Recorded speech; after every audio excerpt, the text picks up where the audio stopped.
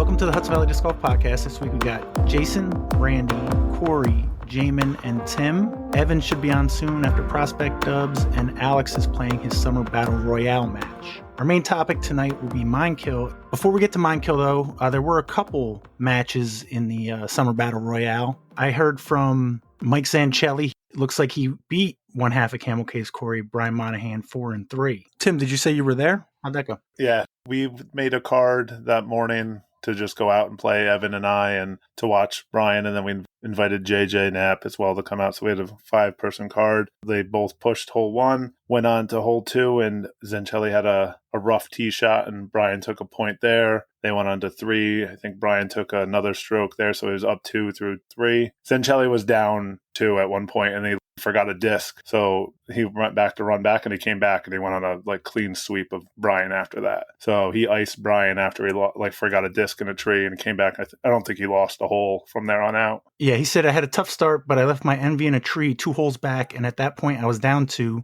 Talked to myself on the walk there and back, calm me down, and I didn't lose a hole from that point forward, which just tells me that he should have been running, not walking back to get his disc. But that's, Brian was very gracious about it. Yeah, I'm sure. It's a lot of fun. I played my match. I played Devin Lamke on Friday. We were messaging on, I think it was Thursday, just about, I told him, I said, I just can't play Monday, Tuesday, and Thursday. And he's like, okay. He said, I'm going on some kind of trip for a few days, and it worked out. We played Friday. I ended up at CPS. He ended up at Prospect. So it was a great start. Wait, your match, you guys showed up to different courses? Yeah, I'm going to say that nobody was really to blame, but at the end of the day, I kind of was. We were talking about where to go, and I was like, I can do whatever time, not exactly an early riser, blah, blah, blah. We were debating between Prospect and CPS, and I said, I played CPS, but doesn't have randos. Not sure if I played Prospect, if less chance for traffic, I don't mind. And he said, yeah, I played both only 2 or 3 times. They're kind of both very urban, but I think Prospect maybe has more paths for the randos to stay on. And he said CPS is a bit more scattered with everybody. And if you just left it at that I'm thinking CPS, right? I mean, that's what I would read from that, no? It sounds like he was leaning towards Prospect for having less people meandering the course. Well, he says Prospect maybe has more paths for the randos to stay on. I have no clue where they wanted to play it. Yeah, I'm very exactly. So there's confusion. I might have added to it, but he also then said, I didn't catch this. Prospect's only 50 minutes for me. I'll be doing nothing. We were talking about the time at that point. So the last thing that was said was Prospect. And what I didn't do, instead of saying, okay, CPS noon, see you then, and he could have been like, oh, I thought we were playing that could have started a whole nother thing. Instead of doing that, I just give the thumbs up because that's what I do. I don't respond very well on the internet. That's totally my fault. And now that I'm rereading it, it's really my fault to begin with because he mentioned Prospect again. Either way, I drove to Prospect, got out of the car. I assume most everybody here has played Prospect. We were determining who went first, and I was just like, you're the higher seed. You tell me if you want to go first, you go first. If you want me to go first, I'll go first. And he said, I'll go first. So he overshot it by 50. I worm burned one because it was my first throw out of the car. Got 20 feet away from the basket. He laid up, and then I missed my putt, of course. And then the second hole, I actually threw a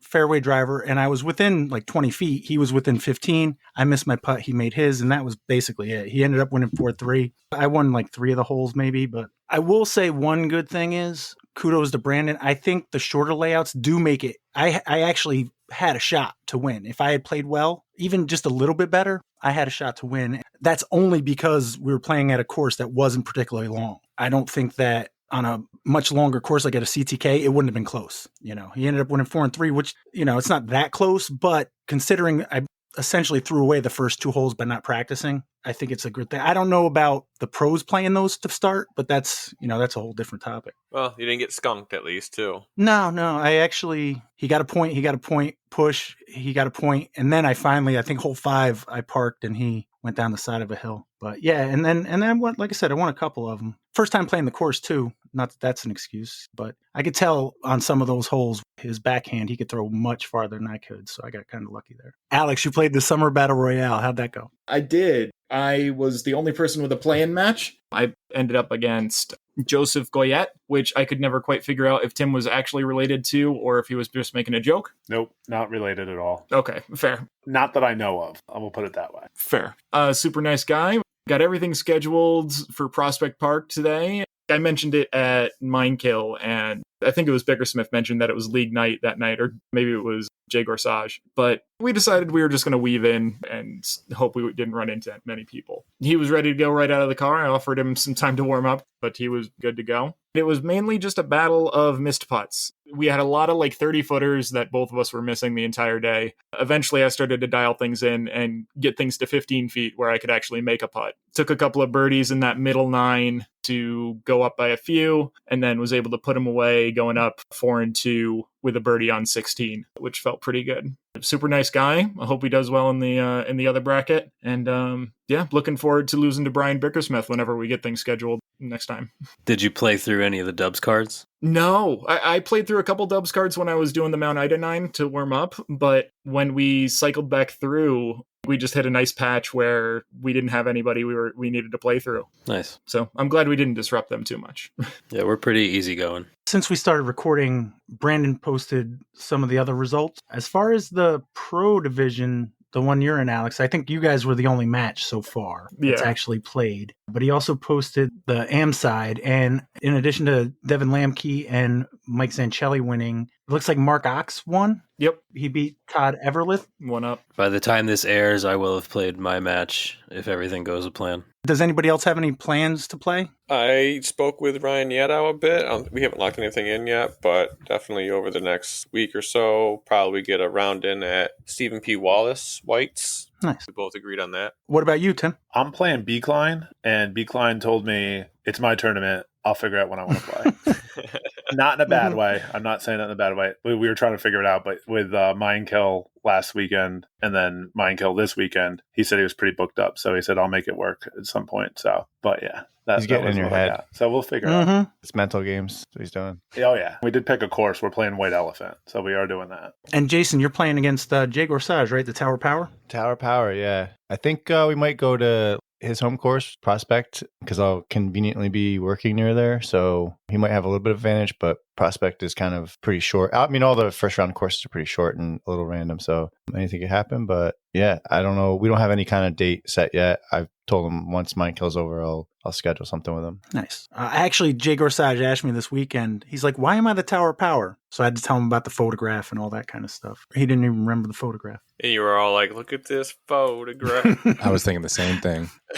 So Summer Battle Royale is kicking into gear. So Minekill, 2025 Minekill Disc Golf Championship in North Blenheim, New York. Tournament director Jason Lasasso, assistant tournament director Jessica Lasasso, and what do you call adjunct tournament director Mike Schwartz, we'll say. Assistant to the regional Assistant director. to the tournament director, yeah. 68 players, $11,000 pro purse. How big does it have to be for an A-tier? Is there a minimum? The minimum is the added cash. So the purse depends on whatever you charge for the entry fee. So if you have like a really big entry fee, you'll build the purse. But the requirement for A-tiers, you have to have a minimum of $3,000 added cash. At Minekill, we had $3,400. So just a little bit over the minimum. And then I think the entry fees were $125 minus the pass fees. What's a typical, just from entry fees? I didn't do the math there, but like what's like a typical amount? It depends on the tier. So like usually the entry fees for a C tier or B tier are lower than like A tier. A tier fees they vary. Like if you go to a big, well-known A tier, you could be spending over $200 just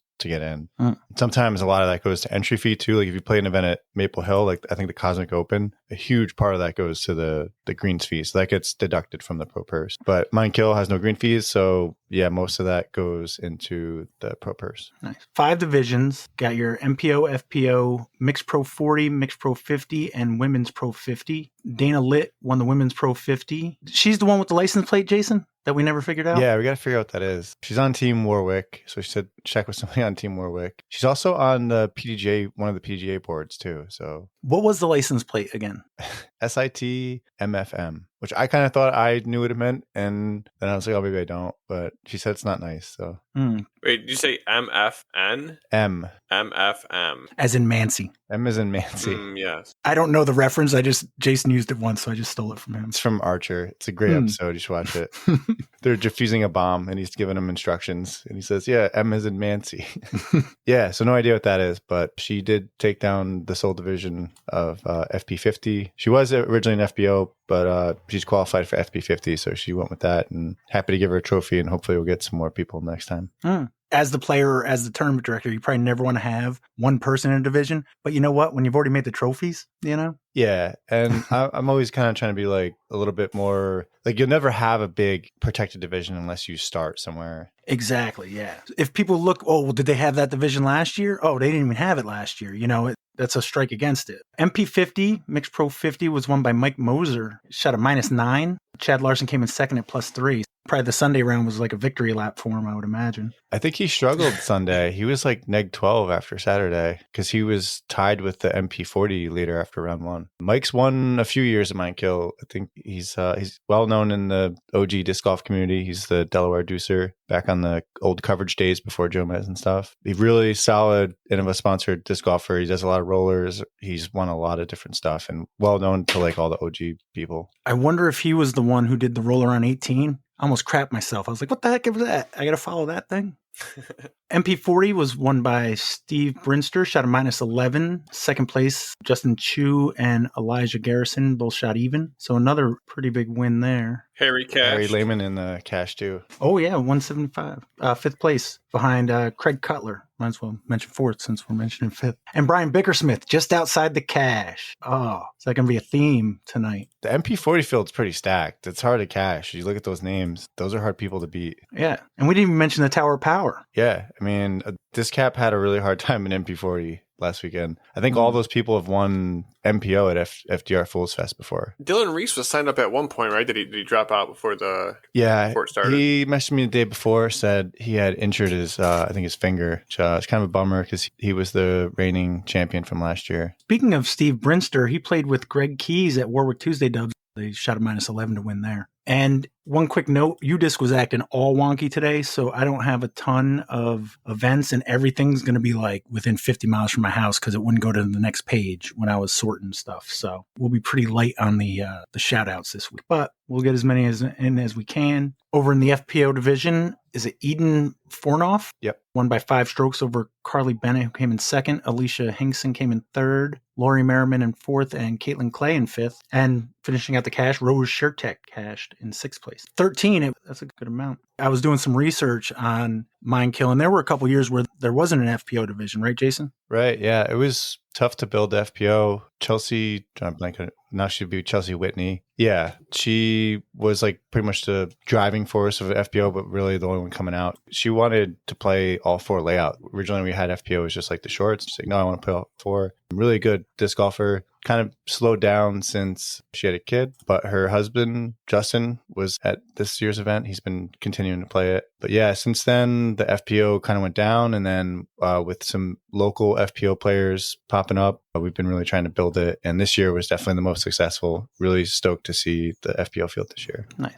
Moving over to the MPO division, I did want to ask a couple questions of you guys before we got into any kind of round stuff. Randy, what did you think of hole 4? Yeah, I didn't get to play it before the event. It made it easier to not go for it, honestly. I feel like unless you had a really perfect tee shot, you would have still had a pretty challenging upshot compared to the older position. So yeah, I don't know. It made it mentally easier to just like play it for a 4, I guess. But also you can still just go for it and still birdie it. It wasn't like insanely more challenging, if that makes sense, I guess. Absolutely. Corey, what are your thoughts? Yeah, I think it definitely enticed. It made the decision easier. If you are capable or at least semi-comfortable with crossing the pond, you kind of have to now because you can birdie it from laying up, but it's way harder. So you have to either tell yourself, am I trying to get a 3 or am I trying to get a 4 here? If you're trying to get a 3, you got to go over. If you're happy with a 4, then there's really no point in going over. You just lay up, and accept your par. What were you thinking, Jaimen? I like the change. It made the upshot a lot more challenging.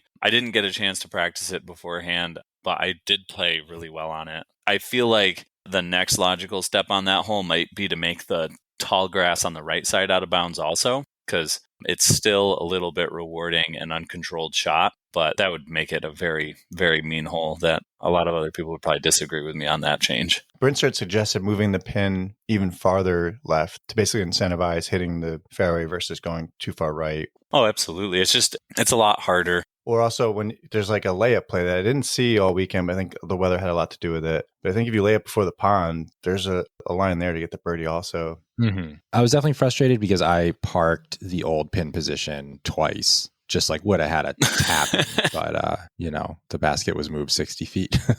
Yeah, it was tough to gauge the scoring distribution because of the conditions. I think that people probably played it differently with the rain and wind. But overall, it did score a little bit harder. It seemed like on Saturday, there was more birdies and bogeys and less pars. And then Sunday, it was more pars than Saturday, I guess. So curious to see kind of how the AMs play it too. Jason, you were over by 18 for the majority of the day Sunday. Were a lot of people affected by that OB over there? How it extended a little further into the grass? I didn't see anybody go that I remember OB in the parking lot. Nobody knocked over Corey's beer while he was watching anything?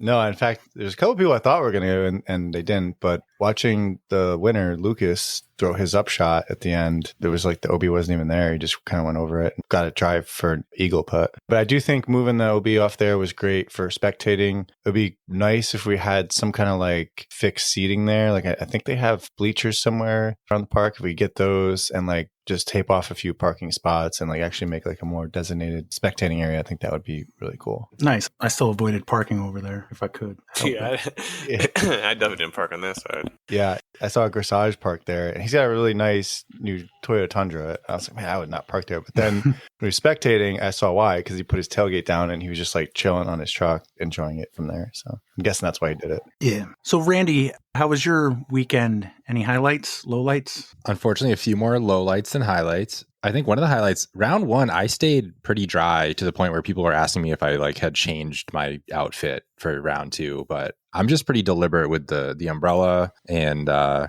think round one was actually my best round, unfortunately. The rain didn't really mess with me too bad. Kind of just played my game and got out of there. For highlights, though, I was able to birdie 16 the final round, which I don't think I've really ever gotten in tournament before. Maybe not even in like team challenge or anything. So that felt really cool to actually place the shots properly to be able to see the basket and everything. But yeah, not too much to talk about. Unfortunately, a lot of missed like circle's edge putts this weekend was a big difference on scoring. That first round in the rain, that was a fun card. So Austin's very tall. He putted from a knee for like 5 or 6 holes in the front 9 for whatever reason, either branches or hills or whatever. And he hit like all of them. It was disgusting. I think unfortunately the weather still got to him and his score wasn't amazing, but it was inspiring. Some of those long from a knee putts that he hit was pretty awesome. And then Robin Tucker just played like the most boring par golf ever to get like really solid scores, like right around even par, just like didn't let the rain like impact their ability to just like keep it clean. It was good. The third round, it was nice to play with Kyle Diamond. I hadn't seen him since like Paint Bureau like a year ago, realistically. So it was good to catch up with him.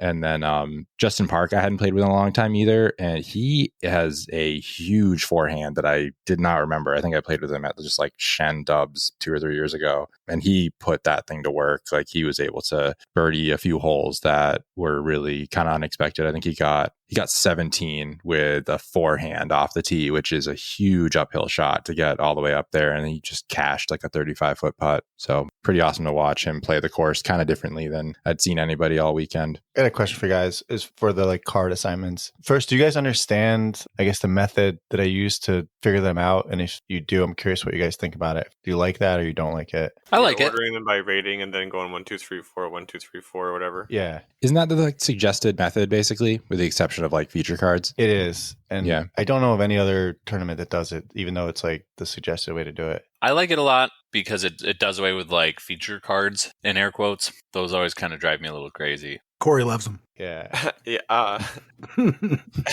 Corey likes ghost cards. It's different, which I think maybe puts some people off just because it is different, but I think it's as good a method as any. I mean, I don't really know how other TDs are doing it. Sometimes it seems like they have some type of method because there's no way it was just totally random. But I think it's fine. Yeah, I think the default, if you use the tournament director stuff in PGA, is just random. And then I think people may move some people around after that. But I think it works really well at a big pro tournament where you have a large field field and it just kind of works out. Whereas like I'm currently making up the AM side card assignments, and with many different divisions and the potential for people on different tees, you know, I have to drag and drop people for it to make sense, because I think doing it that way, I'd have a smorgasbord of people on cards and things. Speed of play and stuff, definitely. Yeah. But I was just curious for like the A tier, if people prefer just to be random. I like it because for transparency, I think I don't have to explain why anybody was on a certain hole or how it was random. It's transparent. Anybody can figure it out. They should know what hole they're on. But just curious if you guys actually like it or don't like it. But I'll keep doing it if I don't hear anything else. No.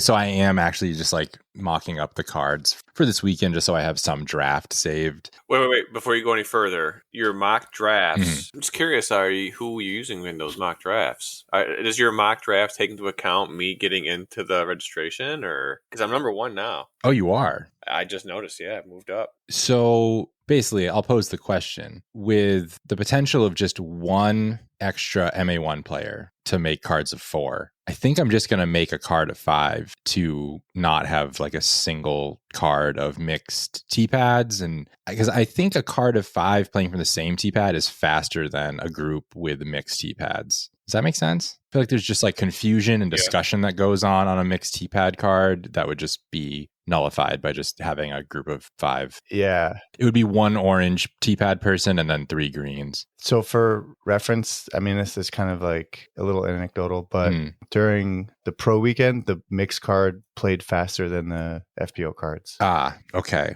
But I could also make like a feature card of 5. I feel like it depends on what T-pad everybody's playing. Like if everybody's playing green, maybe. If everybody's playing orange, no. Everybody plays green tees round 1, right? No, MA1 plays orange both rounds. And then everyone plays green tees. Or sorry, there's no changing. Everyone plays the same T-pads both rounds. So it's like MA1 plays orange all day and then everyone else plays green all day. I would be concerned about the MA1 card slowing the tournament down because the orange tees are a lot slower than the green, I think. You're not wrong. There is a long walk from 18 to 1. So if I started the 5-some on 1, at least there'd be that. If you do the 5-some, I would also not have it like in the bottom half of the field because they'll tend to be a little bit slower, more strokes. No, it would be MA1, definitely. Yeah, in the MA1 field itself, though, I would make it like either the lead card or chase card. Yeah, I think I'm going to start it on hole 1, and I guess I could build it as like a feature card. I keep wanting to say creature card because it's funny, but I could actually pick like the higher end MA1 players for that. In theory, it would play faster. But hey, if Corey gets in, it's going to ruin everything. So,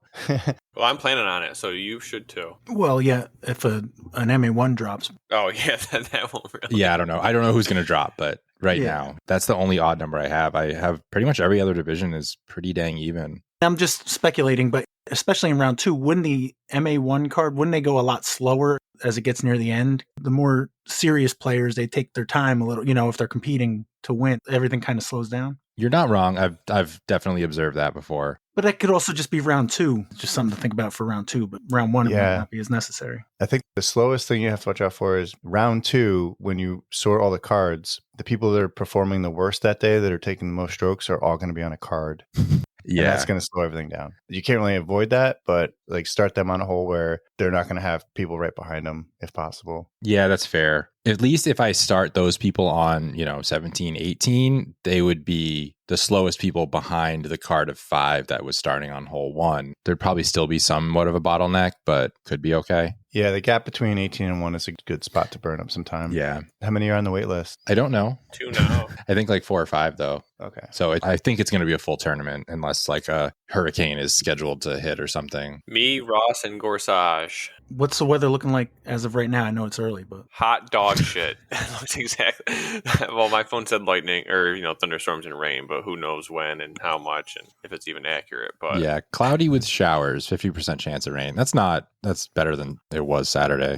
Yeah, and that can just push off a day between now and then easily. Randy, what about Friday night? Did you stay at the campsite? No, I am not a big fan of camping, although at some point I'll have to do it again in my life. But no, we drove back and forth each day as opposed to in the past where we've gotten like an Airbnb. What about you, Jaimen? Did you stay at the campsite on Friday? Nope. I had a work responsibility that I had to do on Friday. I really wanted to. I love camping at Minekill. It just didn't work out. All right. And Corey, we know you did, right? How was the weather on Friday night? Oh, yeah, it was great. I mean, I was like in my bed and I woke up to it raining, and then I went back to sleep in my actual bed because I definitely did not go camping because I pussed out. You didn't go? No, Oh, wow. I thought that if I'm trying to play decent at Minekill, I don't know if that sleeping in the rain was going to be that great for it. So no, I wimped out. And like I had just played Justin's Pro League on Wednesday, so I didn't really feel the need to go out and practice on Friday. But no, yeah, I definitely typically really enjoy the hang, so I was a little bummed I didn't. But there wouldn't have probably been much with the rain anyway, so, you know. Well, that's the thing. Like, what are you going to do, like, hanging out camping in the rain? Like, it'd be one thing if we strung up, you know, a 100 by 100 foot square of tarp. Tarp fort. Tarp fort. But, like, without that, you're just, like, you're just going to sit there in a smoldering fire with your umbrella, getting burn holes in it. When did you make the decision not to camp?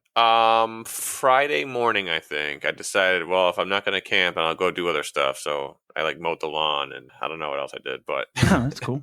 So how was your tournament? Any highlights? Any highlights? Okay, so round one was actually really good for me playing in the shitty weather. I forget exactly who I played with. I think I played with a guy, Carson, Rebar, or Rubber. Actually, I couldn't even tell you right now. I don't know. Carson, Reber, Miles Sayer, and Alex Potts. Oh, yeah, Alex and Miles. Yeah. Now I remember. But I started on the back and hole 8. I feel like every time, like round 1, I always had the long walk there and back. But, you know, playing in the rain, just trying to not do anything crazy. But I started off 2 down through 3 holes. And I think for a moment, if you're to check scores at that point, I was leading the Minekill Disc Golf Championship. I've sent the photo Jason sent me early on in the tournament. He said, I'm not going to put this in the regular chat because I don't want to mess with Corey's head. Yeah, me, Sam Streeter, Wyatt Mahoney, and Jonathan Borzik tied at 2 down for the lead. Jason did mention that to me, either coming through, maybe in the lunch break, I think he mentioned it. But so yeah, getting 9 and 10 in the rain was huge. I bogeyed 12, which I'm not even that mad at, although I wish I would play it better, or at least not play it so bad consistently. And then from there, I was just parring everything. And it wasn't because I was like in the fairway and left a putt short and missed a putt. I was fighting for my life out there. I get to hole 1, and I was able to cross the OB in 2 shots, which is something I had historically struggled with. Got a par on there, and I think I checked at that point. I don't know if I checked scores beforehand, but I knew what my score was. I was just curious what everybody else was doing, I guess. And I saw that I was like, you know, with just half of the front 9 left, basically, I was tied for second at 2 down. And then I bogeyed the 2 easiest holes in the course, holes 2 and 3, which is just ridiculous. At that point, I had ditched my hoodie because it was getting a little soaked, but the shirt that I had on was too long. So it was like over my pockets, and I was constantly putting my hand in my pocket to try to get my whale sack out. And it was just like the soakingness was starting to soak in, if you will. And I did not play those 3 holes, 2, 3, 4, right. But then I crossed the OB on 6, what felt great. The spotter might have been lying, but he did say I had the longest drive at that point, just in front of the drop zone. So like in the conditions I felt great with. And then, yeah, I just kind of parred out. So after round 1, yeah, it was like, I think initially, I don't think it was ever rated over 1,000, but I think it was like 990 when I finished and got bumped up to like 995. So I was feeling really good after round 1 when I thought I was just going to be very miserable for playing in those conditions. Top 10? Yep. Tied for the top 10, but yeah. All right, so round 2? Yeah, so round 2, I played with that Carson Rubber guy again. This was a really fun card. Sam Streeter and Isaac Christensen. I've played with Sam before. Isaac was new to me. I think he said he was originally from Maine. And Carson, I had basically just met the first round. So good vibes, as the kids say, all day. So I got 2 birdies in the first round, and I think I got 2 birdies again in the second round. This time, I think I started on hole 3. I started off with basically a circle 1 putt from like 20 feet. So I was feeling good about my drives, feeling good about my putts. Get to hole 4, and I decided this time I was going to actually lay up because it was much windier this second round, or at least the wind didn't set up well for it. So took a par there and parred 5. So I think at that point I was like beating my previous pace by 2 or 3 strokes, or actually 4 strokes, I think, just from not really screwing up those holes. But try to go over the OB on 6 with something more stable. Didn't work. Bogeyed that. Kind of had a meh middle of the round. I birdied hole 10 again, and then the end, I think I racked up like 5 or 6 bogeys in the last like 8 holes of the course from like 14 to hole 1. 18 I was struggling on all day with the drive. I could not get through that tree line. And this time taking a 6 on 18 with kind of how soft it is just feels really gross. But I was putting really well. At this point, the course was really bad conditions with the mud and, you know, all the slide marks people had. I think on hole 12, Brandon Klein was spotting there and Alden Slack. But I started to slip down the left side, like in the green basket, and Alden Slack just started cracking up. And he's like, he just missed. Nick Warren had slid down like 20, 30 feet down that fairway after just kind of not bragging, but for lack of a better term, bragging that he just changed all of his clothes and he had fresh socks and fresh pants on, and then wipes out and gets them all muddy. I actually met Nick for the first time this weekend. Oh, nice. Yeah, he's a cool dude. Yeah. Round 2, I didn't play as well, but still above my rating. So I think after 2 rounds, I was 2 strokes off the cash line, 1 or 2 strokes off the cash line. I thought it was 1, yeah. Yeah, 1. And who was it? Brandon Klein posted on the Facebook page using what was that song that you were the video for that song? The Shoe Body Bop. Yeah. The Hudson Valley Disc Golf Podcast summoning a round for Corey to make last cash. Thought it had a shot with 1 stroke out of it. So did you camp Saturday night? Definitely camp Saturday night. I brought all my stuff. I guess I was like 80-20 and if I was going to do it. But like Brian Nelson was camping. Brandon and Kenji were camping. Brian was going to camp that night. I think Mucelli, he was camping originally, but he went home. So actually I took his spot. Gorsage was there and Rob Velicki. No Jaimen? No Jaimen. I did tell Jaimen. He said he didn't have a sleeping bag. I told him I had an extra one. Although... What day did you tell me that, Corey? It might have been Saturday. It was definitely a Sunday. Oh, was it? He didn't mention it was a PBR sleeping bag. It had PBR all over it. It's a lightweight, lightweight sleeping bag. You probably would have wanted something more than that anyways. But so I camped. I made a very questionable decision to not buy steaks beforehand because I'm like, I have steaks in the freezer. I should get rid of them. And I pull them out when I was packing, and they were definitely freezer burnt when I pulled them out. And I'm like, I'm sure they'll be fine with a little bit of extra Montreal steak seasoning rubbed on them. They weren't. They were just probably some of the worst steaks ever cooked in my life. And even better than that is I fed it to people too. Kenji definitely had a bite. He hated it. I don't know who else had some, but yeah, no, it rained. Well, it sprinkled. It never really rained that hard at Minekill, except for maybe 1 or 2, like, couple second spots. But it just, like, drizzled, like, all day, which was kind of miserable. But, got back to the campsite, got all set up after going to Cider Works, and had a fire, had some drinks, some shitty meat, and then, Jaimen and Randy, did you guys go to the Cider Works as well? Yeah, they added some, I don't know, renovations or maybe a completely new building. All I know is I pulled in and walked up and felt like I was at the wrong place. Like the bar was completely different. Am I crazy, Jaimen? It was like a whole different building. No, it's a totally new building. Yeah. Okay, cool. It wasn't like the old building renovated. Yeah, it was a totally different layout, multiple food trucks, which I think in the past there's been multiple food trucks, but it seemed like they had a lot more options. It was a really nice reprieve from being in the cold rain all day and having like an actual building to hang out in. And you were here last week when Jason told us about the new building, right? I was not, no. Oh, yeah, you were doing World of Warcraft. My bad. I was, yeah. Did you get the Lich King? Did you kill him? Yeah, the Lich King is dead for the second time, yeah. Good. Those guys have a tendency to rise from the dead. I'm just They saying. do. Yeah. They do. So what was the setup like, Jason? Yeah, Rockland, they built a new tap room. They had a band there, like Mopar something. Mopar, No Car. That's probably what their band name was. We got there a little later than normal because the play was slower. I kept texting the owner of the Rockland just like, hey, we're like half an hour late, we're 45 minutes late. So we got there a little bit later than normal. But yeah, having 2 food trucks was nice. Felt like the potato one was like a little overpriced, but I did like the taco one. We did our games with like putting contest and the fastest drive. They had this little like stage outside that had cover, which worked out perfect because I set a table up in there. I had a giant whiteboard with like a leaderboard, hooked up the tech disc to a laptop. We had everything in there. Not a lot of people did the games, which was interesting, I guess, because of the rain and they were just probably tired of doing stuff all day. But yeah, Danny Parton stepped up. He was like one of the first people to do the putting. and he just banged 4 putts into the 2-point basket, and nobody beat an 8 after that. He left right after he did it, so he just figured he was going to get beat. And then I told him the next day, I was like, "Oh yeah, you got $100." So How many shots did he get? 4 out of 5. Everybody got 5 putts, and there was like 3 baskets, 1 point, 2 point, 3 point. And he had just good strategy. He went for the most value one, which I think was a 2 point, and got 8 points. Especially if you're doing that early, because then you get people thinking like, oh, I got to go for the higher point ones, especially if they miss the first 1 or 2. So yeah, it's actually pretty smart. Yeah, I think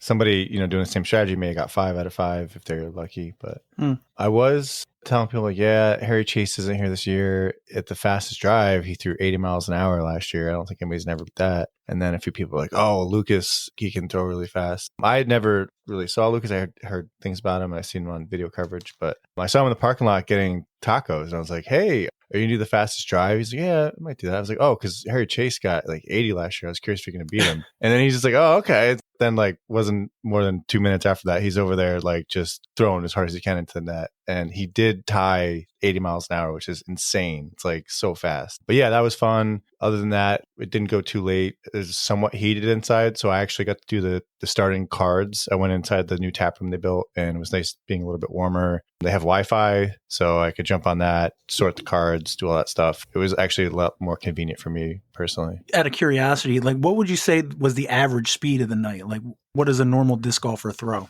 MPOs, they're around like 60. Okay. You're talking potentially 20 miles an hour faster than a typical MPO player. Oh, yeah. Actually, I have a photo of... All right, so here's the speeds we had. Jason Lasasso, 60.5. Alex Potts, 64.1. Danny Parton, 60.7. Tyler Teed, 66.3. Randy Bemis, 60.4. Ryan Nelson, 60.5. Rob Vlecki, who's got a cannon, 68.8. Nick Warren, 64.6. And then nobody in the 70s, but then we'll go all the way to Lucas with an 80. So yeah, that's really fast. And each mile an hour you go is like, I feel like exponentially harder to get, for me at least. So I can't even fathom getting to 80. Fortunately, you didn't have Tyler the Cannon Gannon. He would have thrown it through something, right? Probably. Racer than that.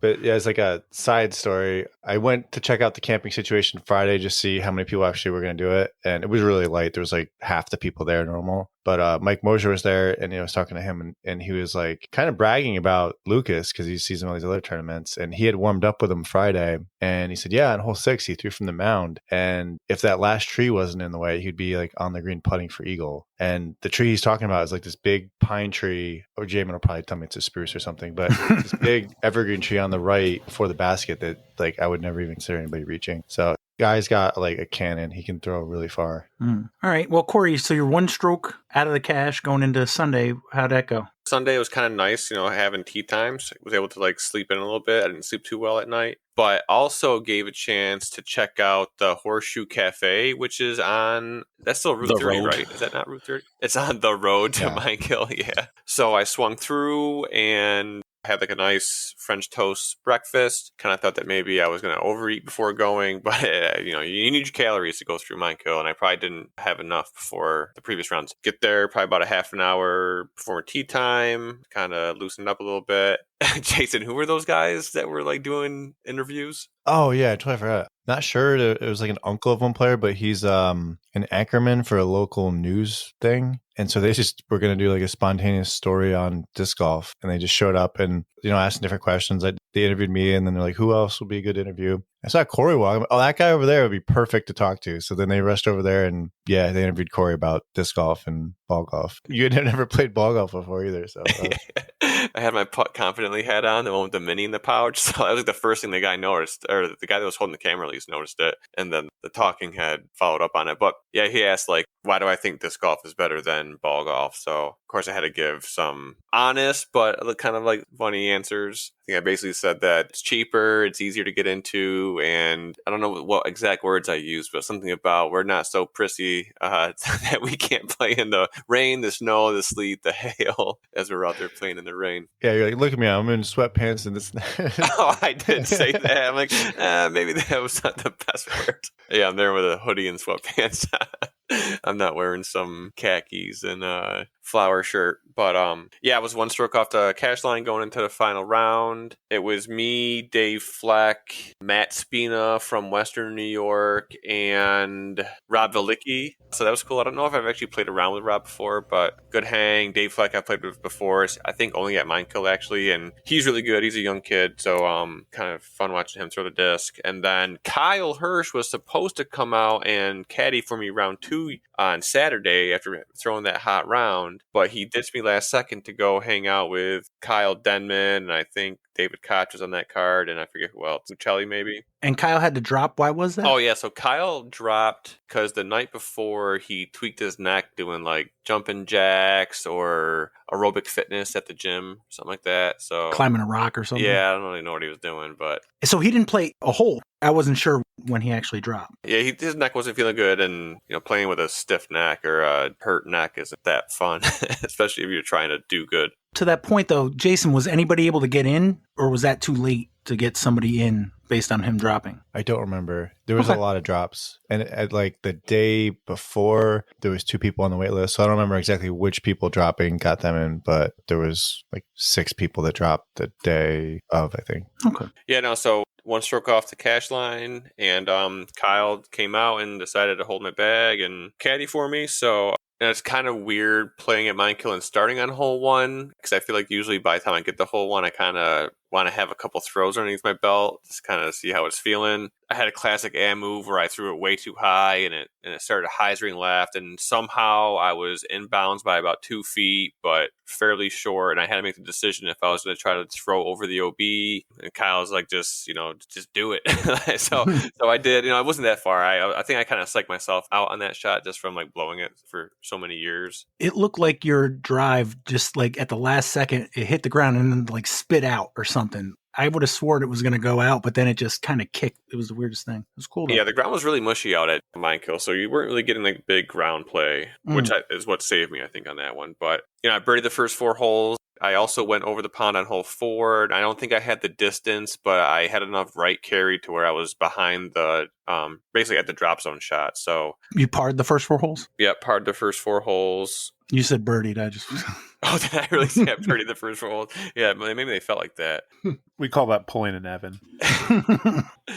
But then I bogeyed 5, 6, and 7. 5 was a dumb bogey. The tee pad by then got super slick, and I tried to throw a forehand like too hard and just got ahead of myself. I shanked it into the right, which is basically bogey land. 6, tried clearing the OB again. Didn't work out this time. And 7, I had a bonehead move where I was like, had a circle 2 putt. I didn't make it, and I had like some 12-foot comeback or a 15-foot comeback, and I just like, I don't know if I took too long or didn't take long enough, but I duffed it to bogey it. And I just kind of like looked at Kyle, shook my head, and like walked over to hole 8, which is good because I parked that hole. So it kind of got me a little bit out of the slump. I was putting really good all weekend. My drives were kind of here or there, but my scrambling was really well. So I got myself into some trouble in the middle of the round and putted my way out of it. And then I was finally able to birdie 18 in front of everybody sitting there watching. Saturday, I took a 5 the first round and a second round. So to get a 4 the third round and kind of redeem myself in front of all the locals felt pretty good. And I had to hit like a 30-foot putt even to do that. But great cards all weekend. They were all enjoyable to play with, even in the rain. Thanks for Kyle holding my bag, even though he stole my candy that I had saved that round. Yeah, shout out to the Lasassos and Wachowski and all the other volunteers. It was another great Minekill, even though it was like the worst weather since it was like 100 degrees one year.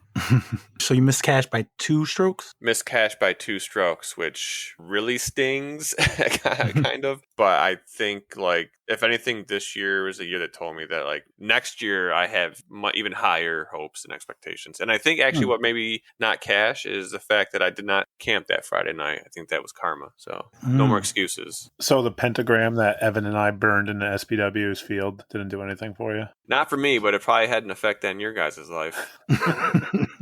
You must know another guy named Evan. That's really weird.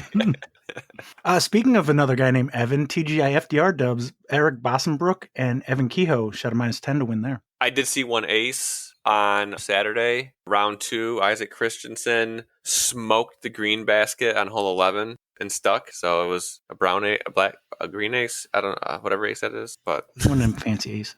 All right. So, Jaimen, how'd your weekend go? Pretty good. Kind of busy week leading up to it. Didn't get out to practice the course. Was a little bit anxious about the new green on 4, but no, everything kind of worked out well this weekend. I was putting well, or I shouldn't say I was putting well. I was putting well enough. Anytime I needed to make a putt, I was basically able to make it. I missed a couple par saves here and there from like the edge of the circle, but my driving's been pretty on point lately, and I'm like really not getting into trouble. So I wasn't able to get a ton of birdies out there, but I was able to make those birdies count by not bogeying a bunch of stuff in between them. Heck yeah. Looks like you were tied for 4th after round 1. Yeah, round 1 felt really good. That was like second or third worst weather I've played in this year, so it wasn't even that bad.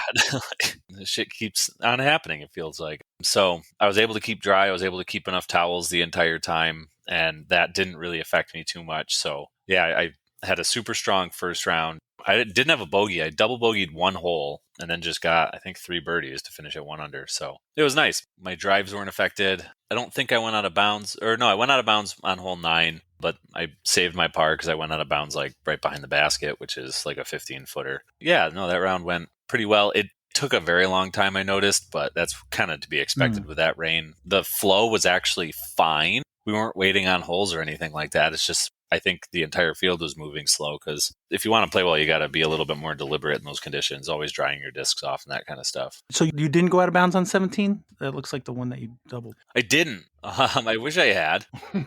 So 17, this was like my biggest frustration of the tournament for me. I'm usually really confident with going over that left side, but just for some reason, I couldn't get like bad swing thoughts out of my head on that hole. So I didn't. I just kind of threw up the middle. So first round, I threw up the middle. The problem with throwing up the middle is you can still kick out of bounds really easily. So I like yanked it to the right. There's a little apple tree there. I landed under that. Threw an approach shot that almost went out of bounds, but still didn't go out of bounds. After my drive, I was conceding a bogey. I was like, all right, there's nothing I can do but get a bogey on this hole. Just take it. Don't make anything worse. So I threw my second shot, almost out of bounds, was in by like 3 inches. Threw my next shot like 15 feet past the basket, and then threw my putt. It was just dead flat, dead center, and it just spit right back out, which happens sometimes. One of the tricky things with that green, and a lot of the greens at Minekill are like this, is one side is uphill and the other is downhill. So I was shooting downhill at it, so my putt's going to hit harder because it's accelerating towards the basket. I didn't take that into account enough, so it popped out. So I made the putt, but it didn't stick. So that was my double bogey. But it was really annoying to double bogey it after being like, you know what, you should just play this one smart, Jaimen. I hate when that happens. So how about round 2? Honestly, I don't remember a lot of round 2. I just couldn't really get my shit together. I played with Jonathan Borzik, Duncan, and Robert Valecki. Yep, all super nice guys. That was the first time I met John. I played with Rob a bunch, and I've played with Duncan once. So this is the second tournament playing with him. They're all super nice. I don't know. I couldn't avoid little mistakes. I just felt like it was like death by 1,000 cuts, but nothing really sticks out. Probably one of the big problems is I don't have a through line for that round. I can't think of what happened and then this happened and then this happened. So I was probably not really well in my head, which probably didn't help much. I just couldn't get everything where I needed to that round, I guess. Still top 12 going into Sunday. Yep. And you went home again that night? Yeah. So my car was packed, ready to go camping. But it was just it was cold. It was gross. And as I was at Rockland Cider, I realized, oh shit, I brought a blanket and a pillow, but I didn't bring a sleeping bag. And I think I even mentioned that to Corey at that time, and he No. definitely did not mention. Now I remember, because I remember when someone said it on Sunday, and I'm like, man, I could have sworn I said something to him sooner. Well, now I hear that you had a blanket. That is kind of something a little extra I was referring to earlier that you probably would have needed. But either way, I get it. I would have much rather driven 3.5 hours to get there, or 2.5 hours to get there, instead of just camping in the rain. Yeah. Sarcasm noted. So I don't know. I'm sick right now, and that night I had chills all night, and I feel like I had fever dreams and stuff. So I was really contemplating not even playing the last round because I was just really lethargic in the morning. But I stopped at Stewart's and got some Dayquil, and just the fresh air and being outside really helped in the sun. I felt really good while I was golfing. I think I was just able to forget about the fact that it was shitty out. But That round went pretty good too. My putting is good enough to be fine, but not good enough to like excel at anything right now. For this tournament, I didn't make any putts outside of the circle. I can't say I had too many to make outside of the circle anyways, but it still kind of sucks. That's after 54 holes. You feel like I should have made at least one outside of the circle. It was a super fun tournament as always. I do feel like I was robbed a little bit by the weather not being able to camp, but that's how it goes. I mean, but you finished top 10, so there's that. Yeah, no, I felt like I played well. I ended the tournament with a just miffed putt from 15, maybe 20 feet on 18. That was really annoying. Which was a raised basket, to your defense. Yeah, it was just I just went too fast. I didn't go through everything I needed to in my putting routine, and I just kind of yanked it to the right. It didn't hurt any. It just sat down. I might have gotten $5 more if I didn't. Jason, I think this was a topic of discussion. Jaimen pointed out he didn't go the left line on 17, but I guess some people weren't aware that if you go out of bounds on 17, you can actually move up to the green tee. Yeah, it's been a rule for at least a couple of years. I've tried to clarify it as much as I can. It's literally in red writing in the event guide. It's in multiple spots. Oh. Maybe I need to change it because I'm not sure why people don't know. But any time you go out of bounds, you lose a disc or you miss a mando, you have the option of going to the green tee. We were talking about the fact that you have that rule that anytime you go out of bounds, you can go to the green tee. We talked about it on hole 9 first round, and then I think it was Zach Tassone went out of bounds on 17 and then still took it from the sponsorship signs. So many people do that. Yeah, tons. It's funny you mentioned that you talked about it on hole 9 in the first round because I kind of feel like we did too. But we'll get to that. Yeah. Same reason, probably. It came up a few times in my weekend. The only way you could make it more obvious, I guess, is every single hole that has OB that can come into play is to have it in the notes in the PGA app, but then it just gets cluttered. So if I were to do that, I'd probably change the hole because I think it might play better not having the drop zone on the hole. But I did that for simplicity so that you didn't have to know which holes had it and which ones didn't. You could just know that anytime you're OB, you can go to the drop zone. But I guess if people aren't playing it that way, then they're not reading the event guide thoroughly. I think in the player speech, I did mention all lost disc could go there. I don't remember if I said OB or not, but I did usually bring that up in the player speech. So yeah, I don't know. I'm going to consider that more next year, how to tackle that, because I heard of multiple cases of people choosing to throw from where they went out instead of going to the green tee, which doesn't make sense if you know the rule. Yeah, guys, you should really read the rules, just like I did when I was grabbing everybody's out of bounds disc and moving them. To your defense, I did send an email, a pretty detailed email to all of our spotters with bullet points of hey, if you're new to spotting, here's some things to look out for and what to do and not to do. As simple as, hey, if they're OB, wave a red flag. If they're inbounds, wave a green flag. If it's close within a foot or so, hold both because the group has to look at it. And then also just for traffic, if they're clear to throw, hold up the green flag. If they're not, if they need to wait because there's a card in the way, hold the red flag. And it seems very simple to me, but I've learned over the years that people that maybe don't even play disc golf or are not familiar with tournaments enough wouldn't even think to know what to do with the flags. And one of the things is that it happens every year. Spotters trying to be helpful, they will retrieve a disc, and it's just weird etiquette thing that the players, they want to be able to see exactly where their disc landed. So it's just a confirmation that they're out of bounds. That's fair. The one I saw you do was pretty far OB, so I don't think anybody was concerned about it. No, and he was cool because I told him, I said it actually, landed 10 feet that way. He's like, oh, well, thanks for getting it. Yeah. So, but no, I 100% understand. It's a bit of a drive, so I wasn't sure until really the night before that I was even going to venture to wake up to go out there. So, but like you said, I have commitment issues, which is absolutely I'd true. rather have somebody show up that didn't get the email than not have enough spotters. So I appreciate you coming up. And yeah, you got to spot 18 on the final round. So that was pretty cool seeing you there. Yeah. And the one that did go out and there was a gallery, it was Wyatt Mahoney. And thankfully everybody else was saying, just show red. I wasn't sure yet because it's over that little crest. Yeah. So that worked out. So what about Minekill, Alex? Well, we have continued the streak of bad weather, which I'm not really enjoying, to be honest. I had a great card to start off.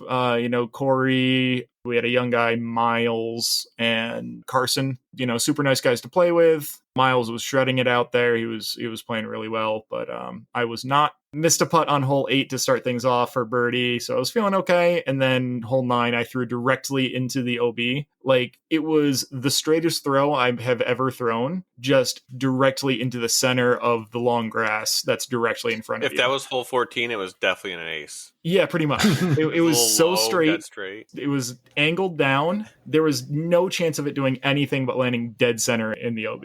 I got asked a lot why I was wearing shorts all day because it was a little chilly out and it was rainy. And literally our second hole, it paid off because I had to go in and help Alex look for his disc, and I would have been soaking wet and wet pants the entire day if I wasn't wearing shorts. Yeah. So we had our discussion talking about, if you have an OB disc, you can take the green tee as an alternate, which I did. Had a nice second shot, pretty good third shot, laid up fourth shot, tapped in a 5 plus an OB stroke for a 6, which, I can deal with that. The rest of that round went pretty smooth. Couple of stupid bogeys, definitely a stupid bogey on 10. After helping design a little bit and helping cut it in, I was feeling really good about hole 4. I tried to go over in 1 with, just a distance driver turned over and absolutely fluffed it, landed in the middle OB. Then took the direct line from the green tee, so throwing over OB the whole time, and landed in bounds. Then missed a putt for par and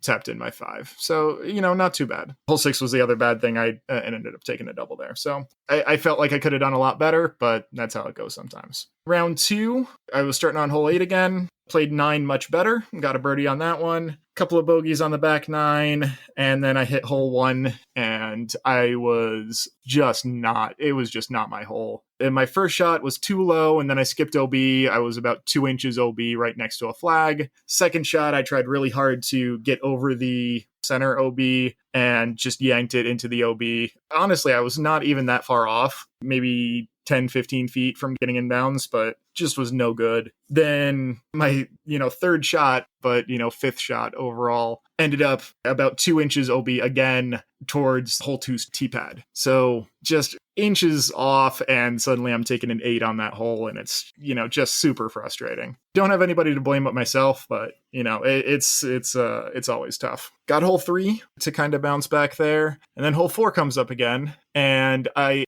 intend to lay up, thinking that if I'm in a good spot, I'll just go for it again over the OB. And I put myself, there's a bush that you're kind of aiming for. You either want to be right or left of the bush when you're laying up. And I put myself directly under the bush. I was leaning on the bush on the pond side of it. So I just had absolutely nowhere to put my feet. I'm trying to do a patent pending, trying to get over the pond, and just absolutely threw it directly into the water, what would be water, and ended up taking a 6 on that hole. So it's really, really not doing well there. I had come out on Friday night to do some camping, hung out, went to Rockland for, just a little bit, had some hot apple cider with whiskey that was really good, and then was talking to Corey about when we were doing steaks the whole time, and we ended up going back to the campsite pretty early in order to get those going. Steaks went well.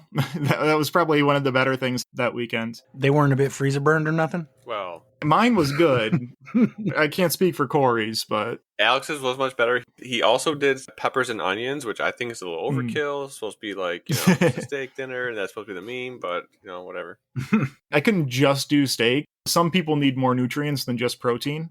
Some people. So it was good. We were eating in the dark by the time we were actually eating, though, which is a little bit unfortunate, but ingested probably too much alcohol while we were hanging out there. I have my little camper that I can tow behind my SUV, so I didn't have to worry about the rain or the wind or anything that was going on there. Good weekend as far as the camping goes. We were getting rained on a little bit, but it wasn't too bad. Round 3 comes around. Hole 3, I take a bogey. Hole 4. And I decided I was just going to go for it, because last time I had gone for it and I took a 5, and then I tried to lay up and I took a 6. So I was just going to go for it again, because that is clearly the better result. And I hit the bush that I was talking about before. So that decided that I was just not going to get over. It was one of the better kicks that you could have gotten off that bush because it kept me in bounds. But then I threw and flipped over my trail and ended up between the green tee and the orange tee on hole 5, which is really not where you want to be. There is a lot of, trees and such in between you and the basket at that point. So I'm determined to try and get a par. I believe I'm the only person in this tournament, and probably the only person ever, to be OB road on that hole, because I went thumber and it just never flipped the way I intended it to and landed on the road, rolled across it. No question, I was OB. Jason, has anybody ever landed on the road? Wait, which hole? Hole 4. Can't say nobody ever has. I can't think of anybody ever going over there. All right. So we're claiming that at least, it's a milestone, even if it's not a particularly pleasant one. Yeah, so it was OB road, laid up, tapped in a 6. And then 9 happens. My first shot is okay. It's turned over too much. My second shot is completely fluffed and I'm OB on the paved path to the right. Third shot hits a tree. Fourth shot ends up OB deep after throwing like a cut roller. I hit like a 40-footer to save a 7. I'm not feeling great. And then hole 10 was the real backbreaker, unfortunately, because I throw it, ends up in the right side rough. Like we get down there and I just, we couldn't find it.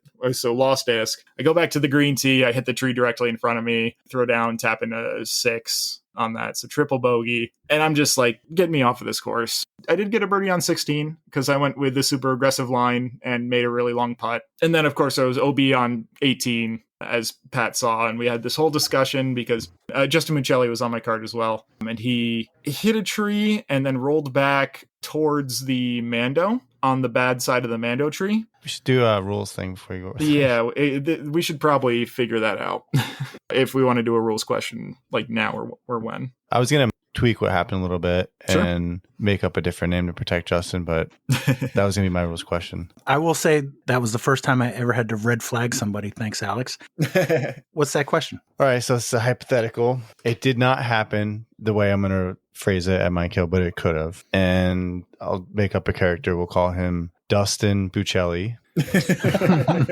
He can't throw very far, so he's playing the MKGC, decides to do a roller on hole 18, and he passes the good side of the Mando tree, and then it circles back to the bad side and kind of just stops where the Mando line would be. TD was slacking and didn't paint a Mando line, so there's some discussion about what defines the alignment of the Mando. The graphic on the T sign shows it aligning with the tree line. And then somebody says, well, the Mando sign, the metal sign itself, is at a slightly different angle. Dustin, being in between those two lines, doesn't know how to play it. So he does the right thing and does a provisional. The provisional is assuming that he had broken the plane and missed the Mando. So playing from the drop zone. During his provisional play, he plays very poorly. He throws in the pit of despair. It's not good. He's getting OB stroke after OB stroke. And he decides that, you know what, like this provision is so bad that I'm just going to go with a misplay and go with my other one. So he finishes the hole out with a 7. And assuming that the provisional was correct and that he had broken the Mando plane,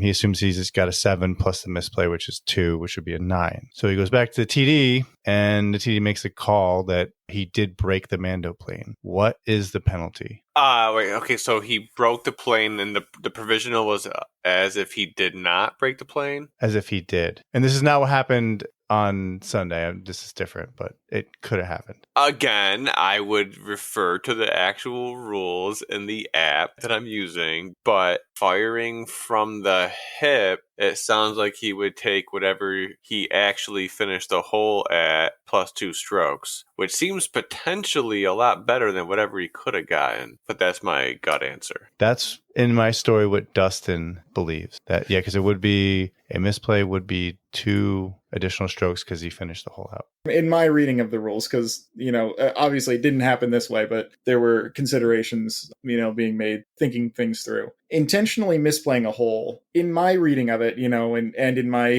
history with other types of things with comprehensive rules and things like that, if you're intentionally misplaying, it's akin to cheating and grounds for disqualification, which, feels very significant. I don't know if that's accurate, but it feels like you shouldn't be able to intentionally misplay something, especially in a situation where it's going to gain you strokes. It feels like you're intentionally breaking the rules, which if you're intentionally breaking the rules, that's cheating. Yes. Unsportsmanlike Straight to jail. conduct. Straight to jail. Do not pass go. Do not collect $200. Send him to the blue tent. 15-yard penalty. 2 minutes for roughing. Actually, I kind of. See, now I got to pull up the rules. Obviously, it didn't play out this way, but at the time I was looking through the rules, and it's very not clear. And even if it was determined to be intentional, I'm pretty sure there's room for TD discretion. But yeah, I think that is technically on the board In this hypothetical situation situation. Events playing out differently. Yeah. Any other feedback or input? Any thoughts, Jaimen? Nope. Everything sounds about what I would do. I hate these confusing situations, to be honest. There's a lot of compounding factors in this that make it really confusing. What's his shoe size? Yeah, right? Alex is correct. He probably read up on the rules. You cannot deliberately do a misplay. If you do, that's grounds for disqualification because it obviously benefited him. The original shot, Alex, what did it do? Did it ever actually pass the line of trees? He hit a tree, he passed the Mando on the good side, then hit the ground and rolled back about 3 feet, which put him in a questionable position with regards to the Mando. The Mando rule is if you cross that plane in either direction, it's considered a missed Mando. So even if you pass on the good side and then come back through the bad side, that still counts as a missed Mando. So his shot, we determined, hit a tree, passed on the good side, and then checked up just before the Mando line. So he did not miss the Mando. Okay. He crossed the Mando, but then it came backwards to where it was like just on or just in front of the restricted zone. Yes. That's what was determined. Okay. Yep. When I was spotting, I was looking for stuff to come past me. Anything before me, absolutely. That's on you guys. So I didn't see exactly what happened. I was a little far for that, but I was just curious. We had good eyes on that, and that is not really your call. That's not what you're there to spot for. Well, that's the other thing, too. I wasn't going to even interject a thought because, one, I'm not a rules official, and two, I'm not a rules official. So, And correct me if I'm wrong, Alice, but the question that was like the root of it was really a question of what delineates the Mando. You guys did the right thing playing a provisional because that's a question that should be brought to TD because it wasn't marked. Because the tree line makes one Mando line, but then the actual metal sign that's bolted to the tree is at a different angle. And based on your sketch and the way it was explained to me from Justin, his disc was in between those two lines. And so if it was the metal sign, then he had technically crossed, backwards over the plane. If it was a tree line, he hadn't quite reached it yet. Right. Okay. On that, I would have assumed it was the sign or whatever thing that makes the Mando, whether that was a painted line, a wooden arrow, a metal sign that says Mando. Didn't this come up with Paige Pierce last year or 2 years ago? I don't know, Tim. You're the only one that has a memory for it. Yeah. Well, okay, so they had a Mando sign on a tree, and everyone took the tree as the Mando. The tree had a V in it. She threw through that V, and she took it as a missed Mando because she took the tree as the Mando. So she would have hit the tree and it went right through the Mando. The official came over and said that it's actually the sign that's on the outside of the tree that she went inside of. She still took it as a provisional at the drop zone and threw it in from there. So she got a par either way. But I think the official that they were talking about said the sign was the Mando in that situation. See, now I don't really like Mandos as on signs anymore. I was just kind of churching them up. Well, I think in the absence of a line, I can see the sign. But also trees as Mandos, okay, I could get it if it was a very straight, branchless, leafless trunk, and that was it. But then once you get all these branches into play too, what's even the Mando anymore? In this case, the only information in the event guide was the T-sign graphic, which shows the Mando basically in a straight line with the trees. And I have clarified this in previous years' event guides, and usually I paint it. Wasn't painted this year, but that was the intent, was to follow that tree line. And that's just one of those things that next year I can almost guarantee that will be painted. Hopefully.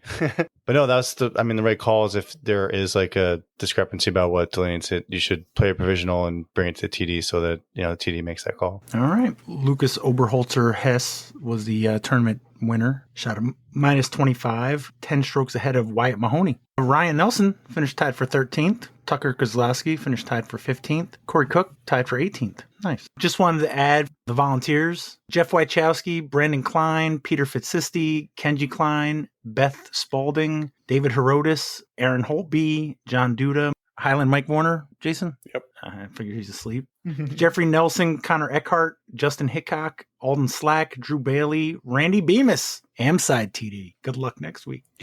Oh, yeah. Kat Bemis, Marcia Falk, Alex Potts, Carolyn Sass Wachowski, all volunteered. So thank you guys. Great tournament as always. I love playing Minekill, and Jason always does a great job running it. I wish I'd played a little better, but that's how it goes sometimes. And I've got another chance to make up for it next week. All right. I was really hoping to get some picks in for Minekill AMs. What I wanted to do was do a quick quiz to determine draft order. This shouldn't take very long. Give you like 10 seconds each. You're just going to name somebody. I've got a list here in honor of the 10th anniversary of Minekill of every winner from the MPO, FPO, and MA1 division. Obviously, this year's doesn't have an MA1 division winner. But I figure if we go through like 3 times, just name somebody, you get a point. If they won more than once, you get multiple points. Jason, you're going last. But otherwise, we're going to go in order of when you signed on. So Randy, well, you're next to last. You don't got the Jason. We're not going to do snake style because I want Jason to be last every time. So sorry, Alex. Randy, can you name one winner in either the MPO, FPO, or MA1 division for Minekill since it began in 2016? Am I right there, Jason? Mm-hmm. So who you got? Steve Brinster. I don't have Steve Brinster, right, Jason? Does that Wait, sound what are right? the divisions? You said MPO? No? MPO, FPO, MA1. I guess Oh, I blew yeah. it then. Yeah, he's only won MP40. All right. Corey, who you got? MPO, FPO, or MA1. Kyle Hirsch. Yeah, he won MA1 in 2022. All right. Jamin, who you got? Dylan Reese. 3 points for Jamin. He won in 2017, 2018, and 2021. Damn it, I skipped him to say Kyle's dumbass. I thought they were both one.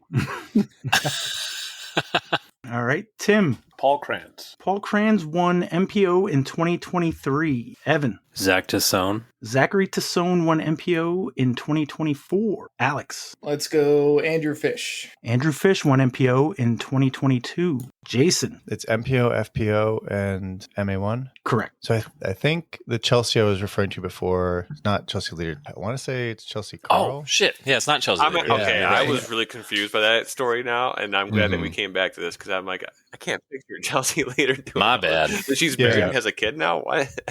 I was like, wait, no, Chelsea Leader. I remember she had one. I'm not actually. I can't. Damn it! I shouldn't have said that. But I'm gonna go Chelsea Carl. I don't have a Chelsea Carl. Really? Mm. Or Whitney. Her married name now is Chelsea Whitney. Oh, might say that for all of them. Is that your final answer? I don't like the way you're saying that, Pat. Oh, is her last name Carl? What the hell? She would be the FPO winner for 2014 or 16? 15. When was the first one? 15. Neither of those were MKDGC years. Whatever the fucking first one was. I don't know. 16. We're going to say Chelsea Whitney is your final answer. Yeah. Sound good? 2 points. She won FPO in 2018 and 2019. Okay. Through one round, we got Jamin at 3, Jason at 2, Corey, Tim, Evan, and Alex at 1. Randy, want to take another crack at this? Yeah, so I'm already completely out of educated guesses. So I'm just going to go with some high rated people that I know have played it before. I'll go Carly Bennett. Won FPO in 2024. Heck yeah. Corey, Shout out the homie. I'm going to say Brett Delameter. I don't have him. Oh, damn it, but No. he could have been that one time. Absolutely. There was a time where he could have been. Jamin, our leader. Crap. I'm going to go with Dan Brooks Wells. Dan Brooks Wells won MPO in 2019. Tim, Didn't Jason win MA1 one year? Jason Lasasso? is that a question or is that your answer? That's my answer. I'm going to go with that, but that was a question to your answer with a question. Jason Lasasso won MA1. I really thought I was going to have that one. Skipped over that one too, like an idiot. Evan, What about Caitlin Clay? 2023 FPO winner. Alex, About Harry Chase. nope. Nope. I do have another guess. We'll have at least one more round. Jason, who you got? Just curious, are there any more multiple winners? No, Okay, I didn't think so. unless I miscounted And something. we're not doing an FA one, right? No, I thought about it, but Gotta go with the easy ones so that they don't get them, and then I'll have the hard ones left. So Mm. we'll go Lucas Oberholzer Hess. I'm surprised it took that Oh, long. of course. For somebody to pick him. All right. So Jaimen at 4, Jason at 3. I got Tim and Evan at 2, Alex, Randy, and Corey at 1. Randy, who you got? This will be our last time through. After that, I think we'll do maybe some tiebreakers. I don't know. I have kind of no clue. I'm just going to go off of maybe people playing divisions or whatever. Craig Cutler. Why not? No. Darn it. Corey. Damn, who've been like the good MA1 players? Chris Dahl? Nope. Right. Jaimen. Tim Giardini. Nice. Tim Giardini was the 2020 MPO winner. Jaimen gets the slash, 5 point. Tim. It's the only other one I kind of remembered winning. There's definitely a couple recognizable names on here. I got nothing. You already said Brett. I can't even think of anybody. I'll just throw out Jeff Wachowski. Evan, you got anybody? Ken Climo.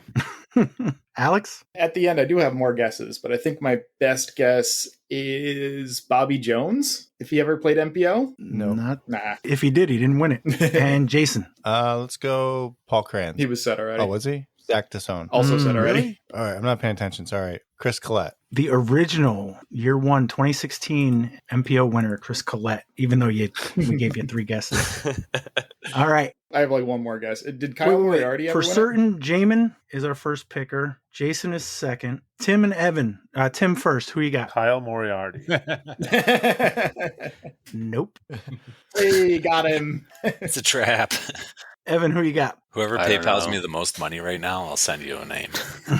There's one you guys definitely know. Mm-hmm. Local player. And one that was said tonight. Well, I got on late. I don't know. What about Tucker Kozlowski? MA1 winner for 2021. Nice. So that means you're third. Tim is fourth. Alex, Randy, and Corey. Randy, who you got? Jaimen Hume. Jaimen, you want to? No, Jaimen. Hell no. Corey. Harrison Lehman. I'm sorry, no. And Alex. I have no names left. Let's go Justin Muccelli. One more time through, and then I'm going to flip a coin. Randy, who you got? I don't even have any fun guesses anymore. There's definitely one fun guess on here, but that's just me. Jess Lasasso. I'm pretty sure she won an FA1, right, Jason? Yeah. Yeah, I thought, like I said, I thought about adding that, but you see how it's going as it is. So. Give me a half point. No, I don't. Corey. If we're going for half points, then I say Marcia Fock. No. And Alex. This was not enough time to come up with a new name. You went third, Alex. Yeah, there was not much time. You guys went very quickly. Well, I'm only giving them like 10 seconds. Call up Brian Bickersmith. All right. Put you guys in the order you were in. Jaimen and Jason, do you guys want to have a final match down just for fun? I think I got at least one more, but I don't have many after that. I think I got one more as well. All right. Jaimen, who you got first? David Koch. David, yeah, MA1 2020, Yep. Yeah. Nice. That's why I thought Corey would get. Who you got, Jason? Joe Gaspardi. Wow. MA1 2016, first year. Tucker Middleton, MA1 winner for 2018. Right. 2017, Reginald Denny won MA1. Reggie. Oh, yeah. Casey Mount won FPO in 2021. FPO in 2022, Michelle Longiel. Longiel. Yeah, I totally forgot about the FPO players. I thought we were done with those, but there's, yeah. In 2024, Nick Warren won MA1.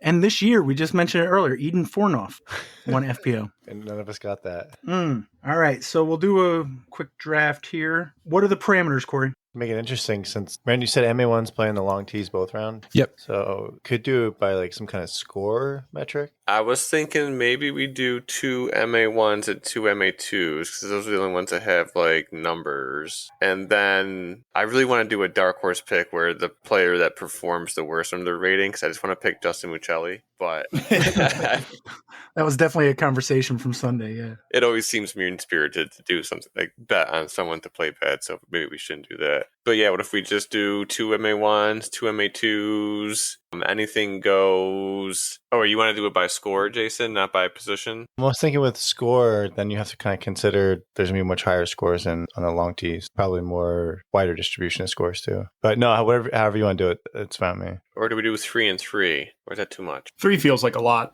We have how many people on? 7? Oh yeah, there's a lot of people on. Okay, maybe we just stick 2 and 2. But I'm also open up to any other suggestions. I just got us talking about it. So if we're doing by score, you could just do 2 from MA1 and then 2 from any other pool, right? Oh yeah, you could do that. Yeah, it doesn't necessarily have to be from one division, I suppose. If people are playing different layouts, if we're going by score, that's going to throw things off. No, it's just MA1. Oh, that's in the only one orange. he's changing? Yep. Yeah. Everyone else is in green. So 2-2 and a dark horse? And the dark horse is just determined by rating. So you guys got to figure out the rating if you want to do it. Okay, yeah, we'll do dark horse being the person that the best performer relative to their rating, who averaged over their rating. It could be any rating, but you're going to, the lower rating is going to have a better shot at winning, is what you're saying, right?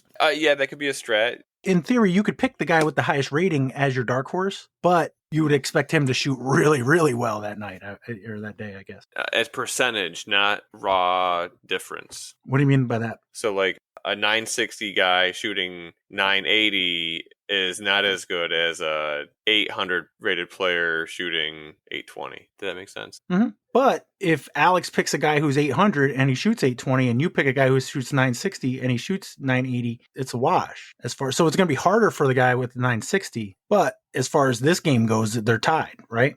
No, I was thinking that it would be the person's their tournament average minus their rating divided by 100. So, oh my goodness. Somebody introduced math to the Hudson Math Disco podcast. Oh my goodness. Okay, Michelle. I'm here for it. I don't know if that works how you want it to work, Corey. I don't know if I agree with that because I think lower rated players, in my opinion, have a higher standard deviation. So like, yeah, exactly. But then their percentage would be bigger. Yeah. So I'm saying not the difference in their round, but their percentage over their rating. You know what I mean? Okay, so I understand what you're saying, but the way you mathed that did not come out to that. Oh, I didn't know I had to go that far. I thought it was pretty clear.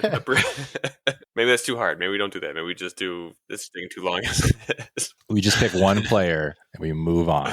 You get half a point for every I like Randy's idea. 10 rating points over the rating, or you lose half a point for every 10 ratings points under the rating. Love it. Does that work? As long as everybody there agrees, I don't care either way. And then how does that comport with, scores for the other ones too? So half a stroke. Half a stroke. Every 10 points over their rating can subtract half a stroke off your total score. And every 10 points under their rating, you have to add a half a stroke to your score. That feels not very impactful. Although I do like this angle where the dark horse is only a modifier. How about a full stroke then? An MA1 player is going to shoot like a 140 for the event or something like that. So if we're just adding all the scores, we're going to end up with a score in like hundreds. But we're all going to be in the same bandwidth, right? We're all going to be in the hundreds. Yeah, but even if you averaged 100 points over your rating, that's 10 strokes total, which is not very impactful over the course of... Just to argue this point, if your total is, say, 510 and my total is 515, the dark horse will definitely matter. Well, yeah, but you'd have to have a dark horse that shot 50 over their rating, which is,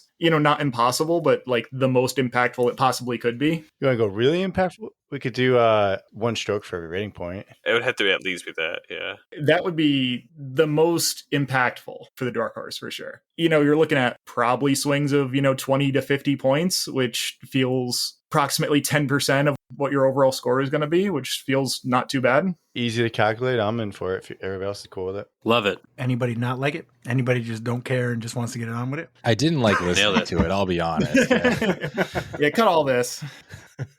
So just give me a readout. What are we doing? We're doing 2 MA1, 2 any other division, and then a dark horse. And what are the parameters on the dark horse? So for every point they shoot above their rating, you subtract a stroke from your total score. And every rating point they shoot below their rating, you add a stroke to your total score. I like it. Okay. So it's essentially, like Corey said earlier, it's a modifier. Yep. All right. With that knowledge, and with the knowledge that though he's not in the tournament, he's number 1 on the wait list, Corey Cook. I know he was probably trying to save that for himself. But Jaimen, who's your first pick? My first pick is Chandler Harvey. MA1. Okay. All right. Jason, who you got? Man, kind of hard not to pick Justin. Yeah, I gotta go Michelli. Evan? MA1, I'll take Troy Vasari. Tim? Anthony Bohansky. Bro's just trying to get a spot on that CTK squad, it sounds like.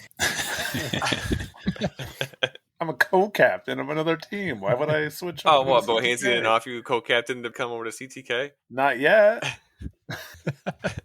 Randy, who you got? And we are aware this is going to be snake draft, right? Yeah. I'm going to go with the person who is technically not bagging Willie Harrison. Fuck. That is MA2. Corey? Okay, so one question. Dark horses can be people that have been already picked. Did we establish that? I don't... That makes no sense. No, it's because it's a pick. No. Okay. Sorry, I took Michelli. No, I just want to get ahead of that now. It's a fair point. It's something we should have addressed initially. And did you say before, I wasn't really paying attention, that I am not able to be picked since I'm not on the list? I was letting them know that you might potentially be in the event. As of right now, you're not. This could turn out to a bombshell in the actual game if I don't actually make it in, but I'm going to take myself. All right. Fair. What do we do in the event that somebody doesn't play? I lose. It's all right. Just Corey loses. That's it. Minus 250. The last time, what did we do? Like just worst score overall plus 10 or something like that? That sounds worse than just the worst score of the person, like the bottom person in the division. Yeah. Say like the second to worst score, maybe? It almost sounds like the worst score plus 10, Randy. Like that. Yeah, but like 10 points worse. It's crazy. Yeah. I'm fine with taking the worst. Whoever came in last, their strokes, I'll take. All right. I think that's fair. For any division though, because there's FA2 and In the division they would have played, Yeah, maybe? what division you would have played? What if multiple people don't finish or don't play? Then what? Do they get the next up or is it the same? I say the same. I would say the same, yeah. So they'll just get whatever the last person scored. Okay. Alex, you got 2 picks. I got 2 picks. I was not prepared for this. I should have been prepared for this. First up, give me Josh Lee in MA2. And then I will take Brian Bickersmith in MA1. Corey. Yeah, okay, I was just poking around. These are divisions. I don't know. I'm going to stay away from those. I'm going to take no, that's a bad pick. I'm not going to do that. No one took Matt Strickrod yet? No, I don't have it written down. Yeah, MA2, Matt Strickrod. All right, Randy. Did Adam Gill get picked yet? Nope. No. I'm going to go with Minekill Whip Adam Gill. Division? MA1. Nice. Adam Gill? Yep. All right. Tim. I'll take Logan You're not going with Logan Akins? Aiken, sorry. I'm Yeah, just teasing. good pick. I was just buying time because I'm writing. MA2? MA2. All right. Evan. That was going to be my pick. So, MA2, I'll take Ryan Lawrence. Wait, is that how you say their last name? That is how I say their last name. You said MA2? MA2, yeah. Jason. I go to MA40 and pick Joe Karen. Played MP40 last weekend. Correspondent Joe Karen. Sure. And Jaimen, 2 picks. All right. I'm going to go to MA40 and take Tim Goyette. Ooh. And I'm also going to take Matt Hickerson, Damn, it's a good pick. What division? MA1. I assume if you don't say what division, I'm assuming it's MA1, but I'm also writing, so it buys me time too. Jason, who you got? Between 2, Alex hasn't been picked yet, right? Justin Park also has got a pretty good forehand. I'm going to go Alex, MA1. With the bounce back. Yeah. Evan, who you got? What have I picked so far? MA1 and MA2? Correct. So you got an MA1 and a whatever. And a dark horse. Nobody's picked a dark horse yet. I assume because you would all say dark horse, right? When you were picking your dark horse? Okay. I'll take Tyler Gannon in MA1. I was going to say, if you don't answer soon enough, I'm just going to write down Tyler the Cannon. All right, Tim. Give me Justin Park. Randy. I guess I'll just go with Tyler Gannon. He's already been picked. Wait, Yeah, I he thought. was picked. Oh, He- I thought he yeah. just got said a bunch of times. I thought it was a joke. All right. Well, I made it to a joke after Evan picked him. And now Oh, Randy's the joke. I don't joke about Wow. that, Randy. All right. Well, someone with no nickname, Cody Canine. No. MA1? Mm-hmm. All right. Corey. Well, I was banking on Canine, but I think he's been having a pretty good year this year so far. I'm gonna take Zach McDonald, Old McDonald, Yeah. MA1. Playing MA1, yep. I overlooked. It's good. Mm-hmm. Alex, 2 picks. Let's figure out an entirely new strategy because I got picked out from under me about 3 times in a row, which, You know, if that you showed up happens. earlier, you would have been like 2 picks higher. No, because I still would have screwed up all of the previous winners. Well, that's why I say you might have passed Randy. Yeah. Randy and Corey, you might have been ahead of. Let's go as a dark horse. We're going to go Austin Swart out. Good choice. Good choice. I didn't get to make my joke all weekend that Austin Swart out was out. Yeah. He was supposed to be on my card. He had car problems, right? That's what I was told. Quick clarification. If the dark horse doesn't show or doesn't play, then we're still going with the last person's rating difference? It's a good Because that point. seems like actually a pretty big advantage What about the average for the division? if you want to calculate that. It might be beneficial in some cases to have your person not show up then or not finish. I Yeah, think because then I'll- you don't get a plus or a minus. As always, if we know beforehand, I'll try to get a replacement. But if we can't, Because if we can't, I feel like the bottom's going to be. Oh, never mind. Yeah, that's going to be a pretty big hit though, because they're definitely going to be under their rating. it'll basically eliminate them, probably. You just want to say 0 then? If they don't play for the dark horse. Yeah. Straight up nothing. That means they don't get any benefit from it, but they also don't lose. What if we do just like an average or something? Like, I don't want to say a -10 because Nobody else might get minus 10. But No, that's actually the perfect number. Minus 10. minus 10? Minus 10 Sure. strokes. No, I mean plus 10 stroke. Yeah, Well, yeah, yeah. The bad version of 10. Yeah. 10 strokes to your All You right. just want to add 10 strokes. That's all you want to do. I suggested it the first time. This is Corey doing it the second time. All right. So who's your second pick? Good question. I have picked an MA1, a non-MA1, and a dark horse so far, right? Correct. All right. Yeah. Remember that year that the Vikings ran out of time on their pick and like the next two teams ran up? We're getting to there. I'm just saying. Right. Yeah. Everything's all thrown off, though. I assume Harry Brown got picked while I was not here. Don't think so. Oh, let's go Harry Brown then. MA40. Oh, definitely if he's MA40. All right. Corey, you've got basically a non-MA1 and a dark horse. I'm going to go Dan Gibbons for my MA2 pick. Randy. I'm going to go dark horse Justin Hickok. Damn you, Randy. Mm-hmm. Justin Hickok. Yes. Good pick. That was my. Jason, I'm just thinking of we both left and Ryan Nelson was still drafting for his what was that, the Pennsylvania draft league something? Yeah, he was gone when I went there today. Oh, that's good. 4:00, so that's good. Yeah, man, he's prepared for that stuff. He had a whole chart and everything. Of course. Yeah. Tim, Oh, no more MA1 picks, just non-MA1 and dark horse. all right. I gotta give my double birthday shout out. I'll take Brian Monahan, MA2. He needs a rebound after this. Is it really a shout out when he's like your fourth pick? You know? No, it's just yeah, whatever. Evan, who you got? No more MA1s for you either. MA2, I'll take Highland Mike Warner. Nah, I had to write Highland too. Jason. Can I do my brother for dark horse? Nope. No, I looked at him too. It's it does not compute. What, does he not have a PDGA number? I mean, rating? Wait, pick him and then wait for the results and then Ooh. re-up his membership. I wouldn't want to do that. If it benefits you, of course. He's not any better than he was a few years ago. Go Megan Mercer, What's she playing? MA2. Jaimen, your last two picks.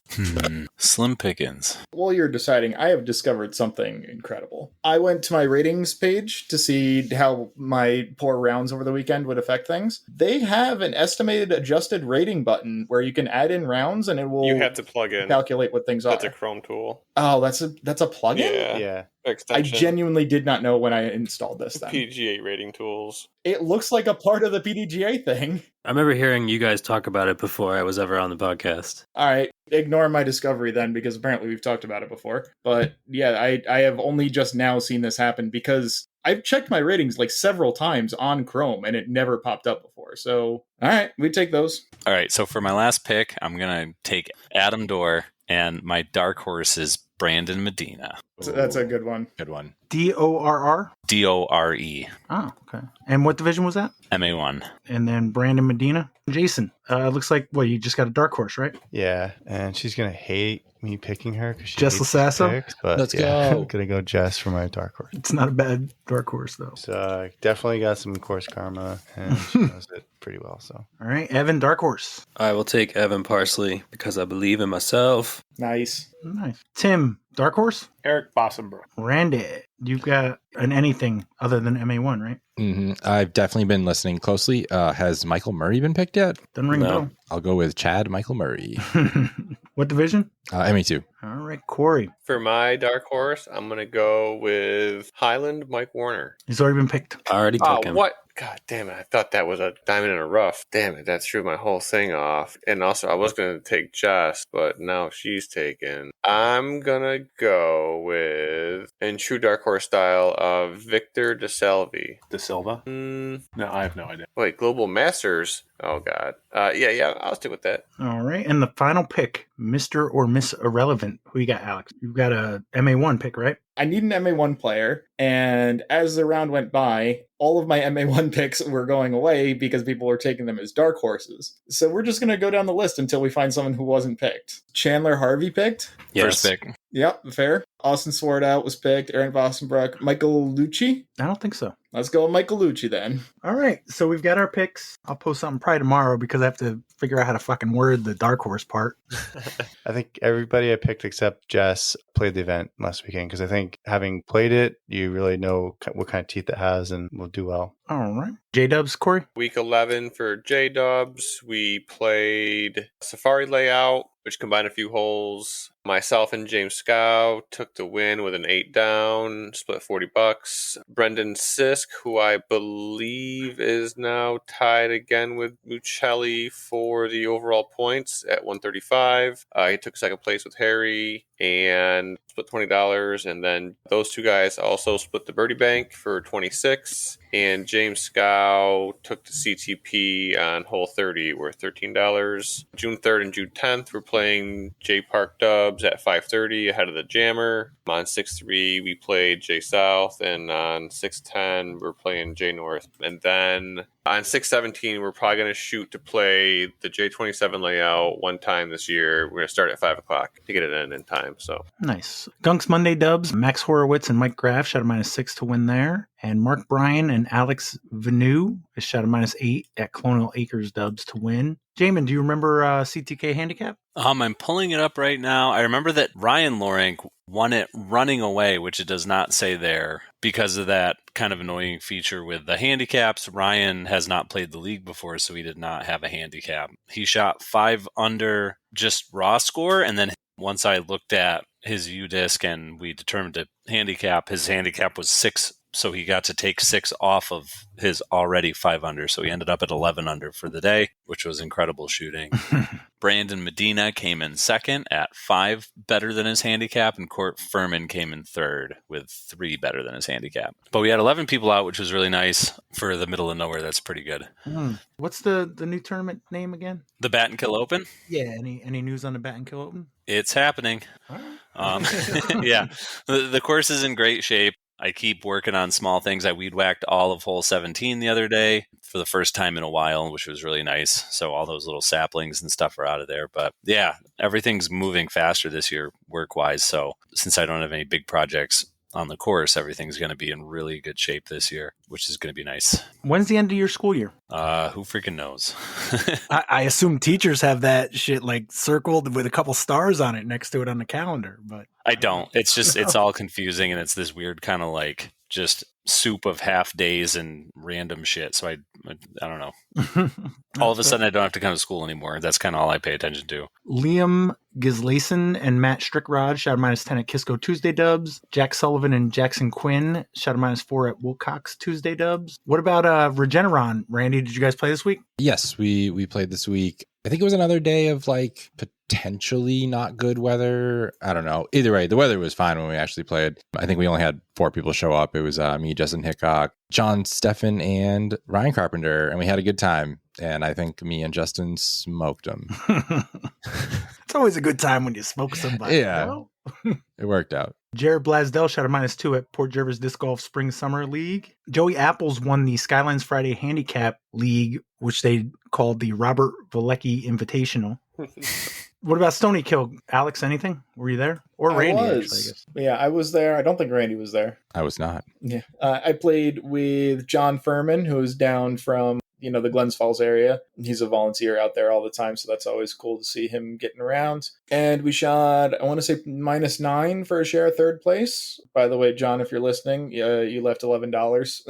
I'll tell him tomorrow. Yeah, left before we actually got paid out. Yeah, the only real notable thing is Andrew Dorrell tried his best to beat our shared record at 17 down shooting Cali, and he shot 16 down. So yeah, he's pretty good at golf. I don't know if you guys knew, but yeah, he did really well playing Cali. Evan Kehoe and Eric Stevenson tied Bernard at -6 at Deadbeat Dubs. So. Man, he's all over the place at FDR. Yeah. Any birthdays coming up? Oh, happy birthday, Randy. Oh, thanks. Was that your Facebook birthday or your real birthday? Alex was skeptical. They match. Oh, they don't do. know. Okay. Yeah. it's like Lisa Lundquist. Her birthday's coming up. Her had just happened. Her birthday's on the 6th. Bradley Schott. Brad Schott, Mark Damey, June 7th. Randy, we MA40 yet? Oh, not close enough. Not like it's going to be so long. Okay. Okay. So thank you, Jason, Randy, Corey, Jaimen, Tim, Evan, and Alex, and sweet up Hudson Valley. Thanks, Pat. Thanks, Thanks, Pat. Thanks, Pat. Thanks, everybody. But also, wait, towards the end, we were going to try to choreograph a big old thanks, Pat, on hole 18 after the final card got through and you were walking back, but it didn't work out. But just know that the intention was there. I actually appreciate the attempt more than the actual. Yeah, probably. Yeah. We talked about it. It didn't happen.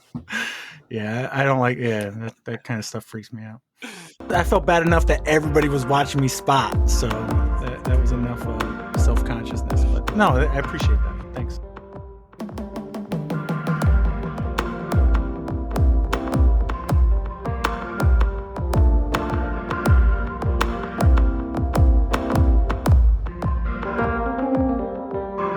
I think Genevieve has a 6-digit number. That's a shame. I don't know hers off the top of my head. I know Jess's and Heidi's. Let me say. Genevieve's is 125368. So you're in between Heidi and Genevieve then. I feel good about that. Corey, your number's pretty high too, right? I was kind of surprised that Randy's was lower than mine, but mine's 110582. Get wrecked.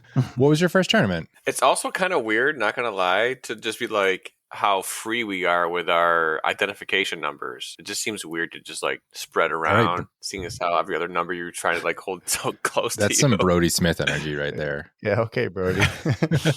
Isn't that why Jason can't put the sign-in code in the caddy guide anymore? Because someone ruined it? Mike suggested that I don't because that is available like on the internet, and then people can go in and like start messing with scores. Not that I've ever had it happen to me, but when Josh was doing his Paint Bureau Pro League, I did do some like test runs, and I was like, oh, let me just see if I can like guess some leagues that I can log into. So I use like really generic access codes like Friday or Monday, whatever. And I popped into a bunch of random leagues. I'm like, oh, I guess it does make sense to have like some kind of a little bit of security behind it so that some person with bad intentions just wants to screw around can like change scores and stuff. You were doing some ethical hacking. Yeah, I was actually just do some test stuff for Josh. But yeah, with the PGA number, weird thing during the event, somebody handed me a disc and I forgot who handed it to me, but a local, they said, hey, isn't your PGA number like 653 something? I was like, yeah. They turned in a disc that was 2 digits off of mine, and it was Adam Harris's. So I messaged Adam Harris, and then it turns out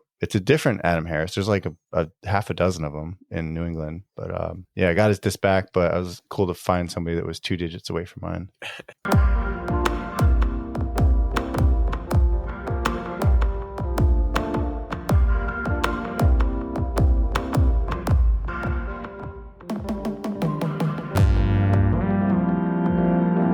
We went a bit long tonight due to Minekill Pro Side. Fortunately, we have Patreon members, so while I couldn't keep those guys on till midnight, I also don't mind going long. That's why I'm not worried about mentioning each one of our Patreons by name. So thank you, my nemesis, Brandon Klein, one half of Camel Case Corey Tim Goyette, the Dubs Cheat Code Peter Hodge, Ryan Nelson of Ryan's Hockey Minute fame, the Flying Squirrel Kevin Kroenke, the other, some say better half of Camel Case Corey Brian Monahan, one whole of Corey Buns Corey Cook, Evan Parsley, Mark Bryan, Nick Warren, Jason Lasasso, Justin Muccelli, Terry Hudson, Kyle Hirsch, Brian Bickersmith, Sparky Spalding, Mike Schwartz, Worthy Signs, Eric Struna, Professional Bagger, William Byrne, Innova Ambassador, Jeff Wachowski, Sean Dollard, and Jack Bradley. And for those of you looking for a trivia fix, here's an early form of Disc or No Disc called Also a Disc Golf Disc from episode 41 way back on May 19th, 2020.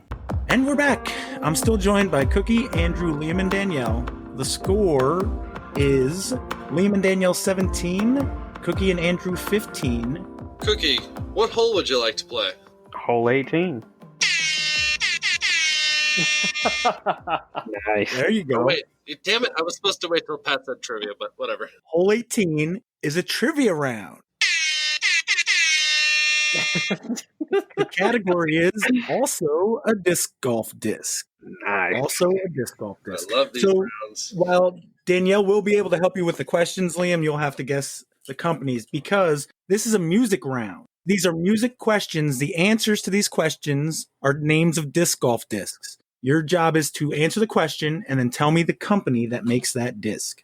Let me just get my score here. All right. And it is going to be Cookie and Andrew first, right? They picked this hole. Cookie did? Yes. So each one is worth 2 points. 1 point for the disc, 1 point for the company. So Cookie and Andrew, question 1, also a disc golf disc. What 1993 Snoop Dogg album was the first debut album ever to enter the Billboard charts at number 1? Can you repeat it? I'm sorry. Certainly. What 1993 Snoop Dogg album was the first debut album ever to enter the Billboard charts at number 1?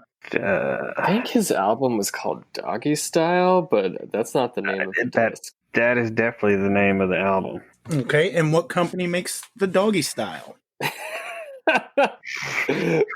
No clue. Yeah, I don't know. I don't even know if that's the right answer. Yeah. The doggy style? How about Legacy? Liam, do you have a guess what company makes the doggy style? The doggy style is an actual disc? Yes. Okay. One I can throw. Huh? What is it? I'm sorry. It's a frisbee disc from Gateway. It's their version of the Zephyr. Okay. Gateway.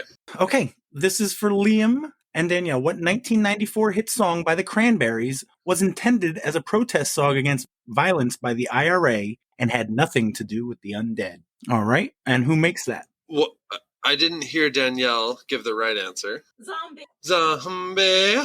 Yeah. The zombie is gonna be a Discraft. You are correct. All right. It's 2 points for you guys. Nice, Danielle. Cookie and Andrew, much of what band's 1994 album, Hell Freezes Over, was recorded during the band's Unlikely Reunion special on MTV? Hell freezes.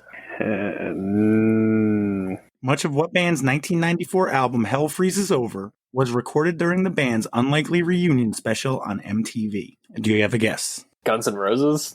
You guys good with that? I mean, I don't think that's it, but that's all we got. Liam, do you have a guess? I certainly do. Andrew, I hate the fucking Eagles, man, but this is the fucking Eagles. And that's an end of a disc. All right, that's 2 points. Andrew, for shame. That is your disc. Yeah, but not my band. Sorry, And Cookie. and I only recall that from the random Big Lebowski reference, so. You know why I knew it? Because Andrew likes Eagles. And it was the only thing I could think. All right, Liam and Danielle. In 2007, what 80s band found its new singer in the Philippines doing covers on the YouTubes? They welcomed him with open arms. Danielle, do you know this? I like that answer because it's open arms. Yeah, Creed. Andrew, do you guys have a guess? Ooh, that was going to be my guess. Ooh. Yeah, I No, don't nothing? know anymore. What was the question? In 2007, what 80s band found its new singer in the Philippines doing covers on the YouTube? They welcomed him with open arms. Can I have a funzie after this match? Yeah. You don't have a guess? Okay, what do you got, Liam? Actually, you know what? Take away my funzie because it's not a disc golf disc. We were looking for not arms wide open, Creed with open arms, Journey. And the Journey is a gateway disc. Nice. Question 5. This is for Cookie and Andrew. What band sang about a dessert that could put a smile on your face 10 miles wide? What band sang about a dessert that could put a smile on your face 10 miles wide? Who sang that song? What song is it? All the right questions. You guys don't know? What? Is that Cherry Pie? It's like, she's my cherry pie. Is that Whitesnake? Liam, do you guys have a guess? I'm going to go with Poison on that. Poison. Is that your final answer? Danielle? Usually when he says final answer, it's right. I'm going, that's fine. That's our final answer. Warrant. Warrant. Cherry Pie. And that is dynamic disc. All right, question 6. This is for Liam and Danielle. What British punks rocked the Casbah in 1982? What British punks rocked the Casbah in 1982? Danielle, you know this, right? Ooh, he just said you're old. Sick. Well, no. I just said she likes bad music. I didn't say she was old. Actually, yeah, that's the station is constantly on. You guys have a guess? Danielle, do we have a guess? Rock de Casbah. Disc golf disc. Truth. I don't know. Truth. Andrew and Cookie, do you have a guess? That's The Clash. And who makes that? And Cookie, do you know who makes The Clash? Yes. Yeah, say it, buddy. Axiom. Correct. Axiom. Woo! All right, and then you guys get question 7. Metallica, Anthrax, Megadeth, and what quartet are considered the big 4 bands of thrash metal? Metallica, Anthrax, Megadeth, and what quartet are considered the big 4 bands of thrash metal? Maiden. That would be the Iron Maiden. Is that your guess? Yeah, sure. Liam, do you guys have a guess? Oh, I loved Iron Maiden. Metallica, Anthrax, Megadeth, and what quartet are considered the big 4 bands of thrash metal? Danielle, do you have a wager on this? She said Judas Priest. That's not a disc. No, I'm gonna. The Saint. They got the Saint. Yeah, I'll go Destroyer. I don't think we have a good one for this. It's also a gateway disc. The Slayer. Slayer. Oh man. Sorry, Greg Bartley. All right. Question 8. This is Cookie and Andrew. According to a 1969 hit song, what age dawns when Jupiter aligns with Mars? Is that the age of Aquarius? And who makes the Aquarius? Cookie? I don't know that one. You want to take a guess? Aquarius. That would be West Side Disc. Is that your guess? Yes. What's your guess, Liam? I'd go with DGA or something. I'd go with DGA. Millennium. Millennium. Okay. Sirius, Aquarius. Okay. Did I asked that to Cookie and Andrew? Yes. Right. Was I supposed to? I think you were, yep. Okay. So, it doesn't matter. Danielle and Liam, question 9. Name the artist and title of the 1977 hit that includes this lyric. And if the real thing don't do the trick, oh, you better make up something quick. You gonna burn, burn, burn, burn into the wick. Oh, heart bear. Do you agree? I love it. Who makes the Barracuda? Ooh. Oh, Barracuda. I'm going with DGA again, Pat. Andrew and Cookie for the steal. Makes the Barracuda? Sounds like something Innova would make, Cookie. Yeah, What do you think? I'm pretty sure that's what it is. You going with Innova? Yes. That's worth a point. Woo! Ooh, how? Because they got the Mako. I mean, the Barracuda. Yeah, I know what they have, Shark. but like when the last time that Barracuda was made was probably... Yeah, right. It's still on the active list if it counts. I just looked it up. No crap. They just started making them again. Has to be. The Barracuda was originally released in the early 90s. Wow. That's an old disc they just got back on the store. Very cool. You heard it here first. Hell yeah. All right. Question 10, Cookie and Andrew. Whose song, Moon Over Bourbon Street, about a vampire named Louis, was inspired by an Anne Rice character? Whose song, Moon Over Bourbon Street, about a vampire named Louis, was inspired by an Anne Rice character? I don't think I know the song Moon Over Bourbon Street. Yeah, me neither. You want to take a guess? I mean, I'll take a guess at the manufacturer of who makes the disc. Yeah. Discraft. sure. All right. But you can't guess the name, but you are right. You get a point. Yes, Cookie. Liam, now you get to steal knowing the name of the company. This is Trivia Revolution right now. We've never had that. This is new ground. It was never against the rules. Yeah. Danielle, do you know the answer to this question? Here, I'll read it again. Whose song, Moon Over Bourbon Street, about a vampire named Louis, was inspired by an Anne Rice character? So just name somebody or artist or band that might be named after a... It's a Discraft disc. Yeah, and you get to know that it's Discraft. Yep. Danielle, do you have a guess? No. I'm going to go with Zeus, Pat. I'm sorry, we're looking for Sting. Okay. We still got a point. We did. Yes, you did. Yeah. Question 12. This goes to Liam and Danielle. What is the one-word title of the Rupert Holmes hit often called the Pina Colada song? Danielle, by your silence, I'm thinking that you're drawing a blank here. I know it, but I can't think. What is the one-word title of the Rupert Holmes hit often called the Pina Colada song? You know what I do? I normally just sing the song and then hope it comes. Yeah, I'm not. All right. I almost got her. Hey, worth a shot, right? Do you guys want to take a guess?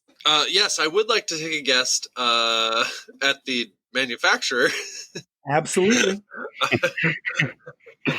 I would like to go with Gateway. I'm sorry, no. Oh, all right. So, Andrew and Cookie, what is the one-word title of the Rupert Holmes hit often called the Pina Colada song? And it is not a Gateway disc. Though good guess, because there have been a couple of those. I'll let you take this one, Cookie. Yeah, I'm not. I have no idea on that. Take a guess at the manufacturer. Yeah, take a guess at the manufacturer. I'll say MVP. Danielle looks like she knows the company. Do you want to take it, or do you know the name of the answer? It is Escape by Dynamic. Dynamic disc. Escape, the Pina Colada song. I didn't get far enough in the song when I was singing it. I always bail out early, Danielle. It's good. So, who was that? That was you guys first. So, Andrew and Cookie, according to a 1990 song by D Light, what can be located in the heart? Groove. All right. And who makes that disc? Innova. All right. Yeah. The Maybe least that was a little popular easier for. disc. It might be the least popular disc. Is the first disc I ever learned how to forehand. That's so many people throw that for their first disc because they get it from Dick's Sporting Goods. I got really good with my forehand with it. Did you throw one? Not no more. I got it hanging on the wall. Danielle and Lee, final question of the round. Name the artist and title of the 1979 song that includes this lyric. It swings, it jives, it shakes all over like a jellyfish. I kind of like it. Name the artist and title of the I think she might know it. Crazy little thing called love. Do you agree with that, Lee? Whoa. What do we, we're looking for the name of the song? Artist and title. Oh, artist and title. Mhm. So it's got to be a disc golf disc. Well, but you said, so you said Queen, Crazy Little Thing Called Love. Mm-hmm. Yeah. Oh, okay, so Queen would be the disc. And who makes the And Queen? the Queen is made by, I don't get it. I'm going to give a hint to these guys because it's one of those overseas companies. I don't think it's Latitude. Dang it. Queen is made by West Side. Boom. Boom, got it. And again, you guys both get the same. This time you both got 7 points. Nice. So I got 24. Wait, yeah, to 22. Yeah. Nice. Liam and Danielle, 24. Cookie and Andrew, 22. Nice trivia. That is done.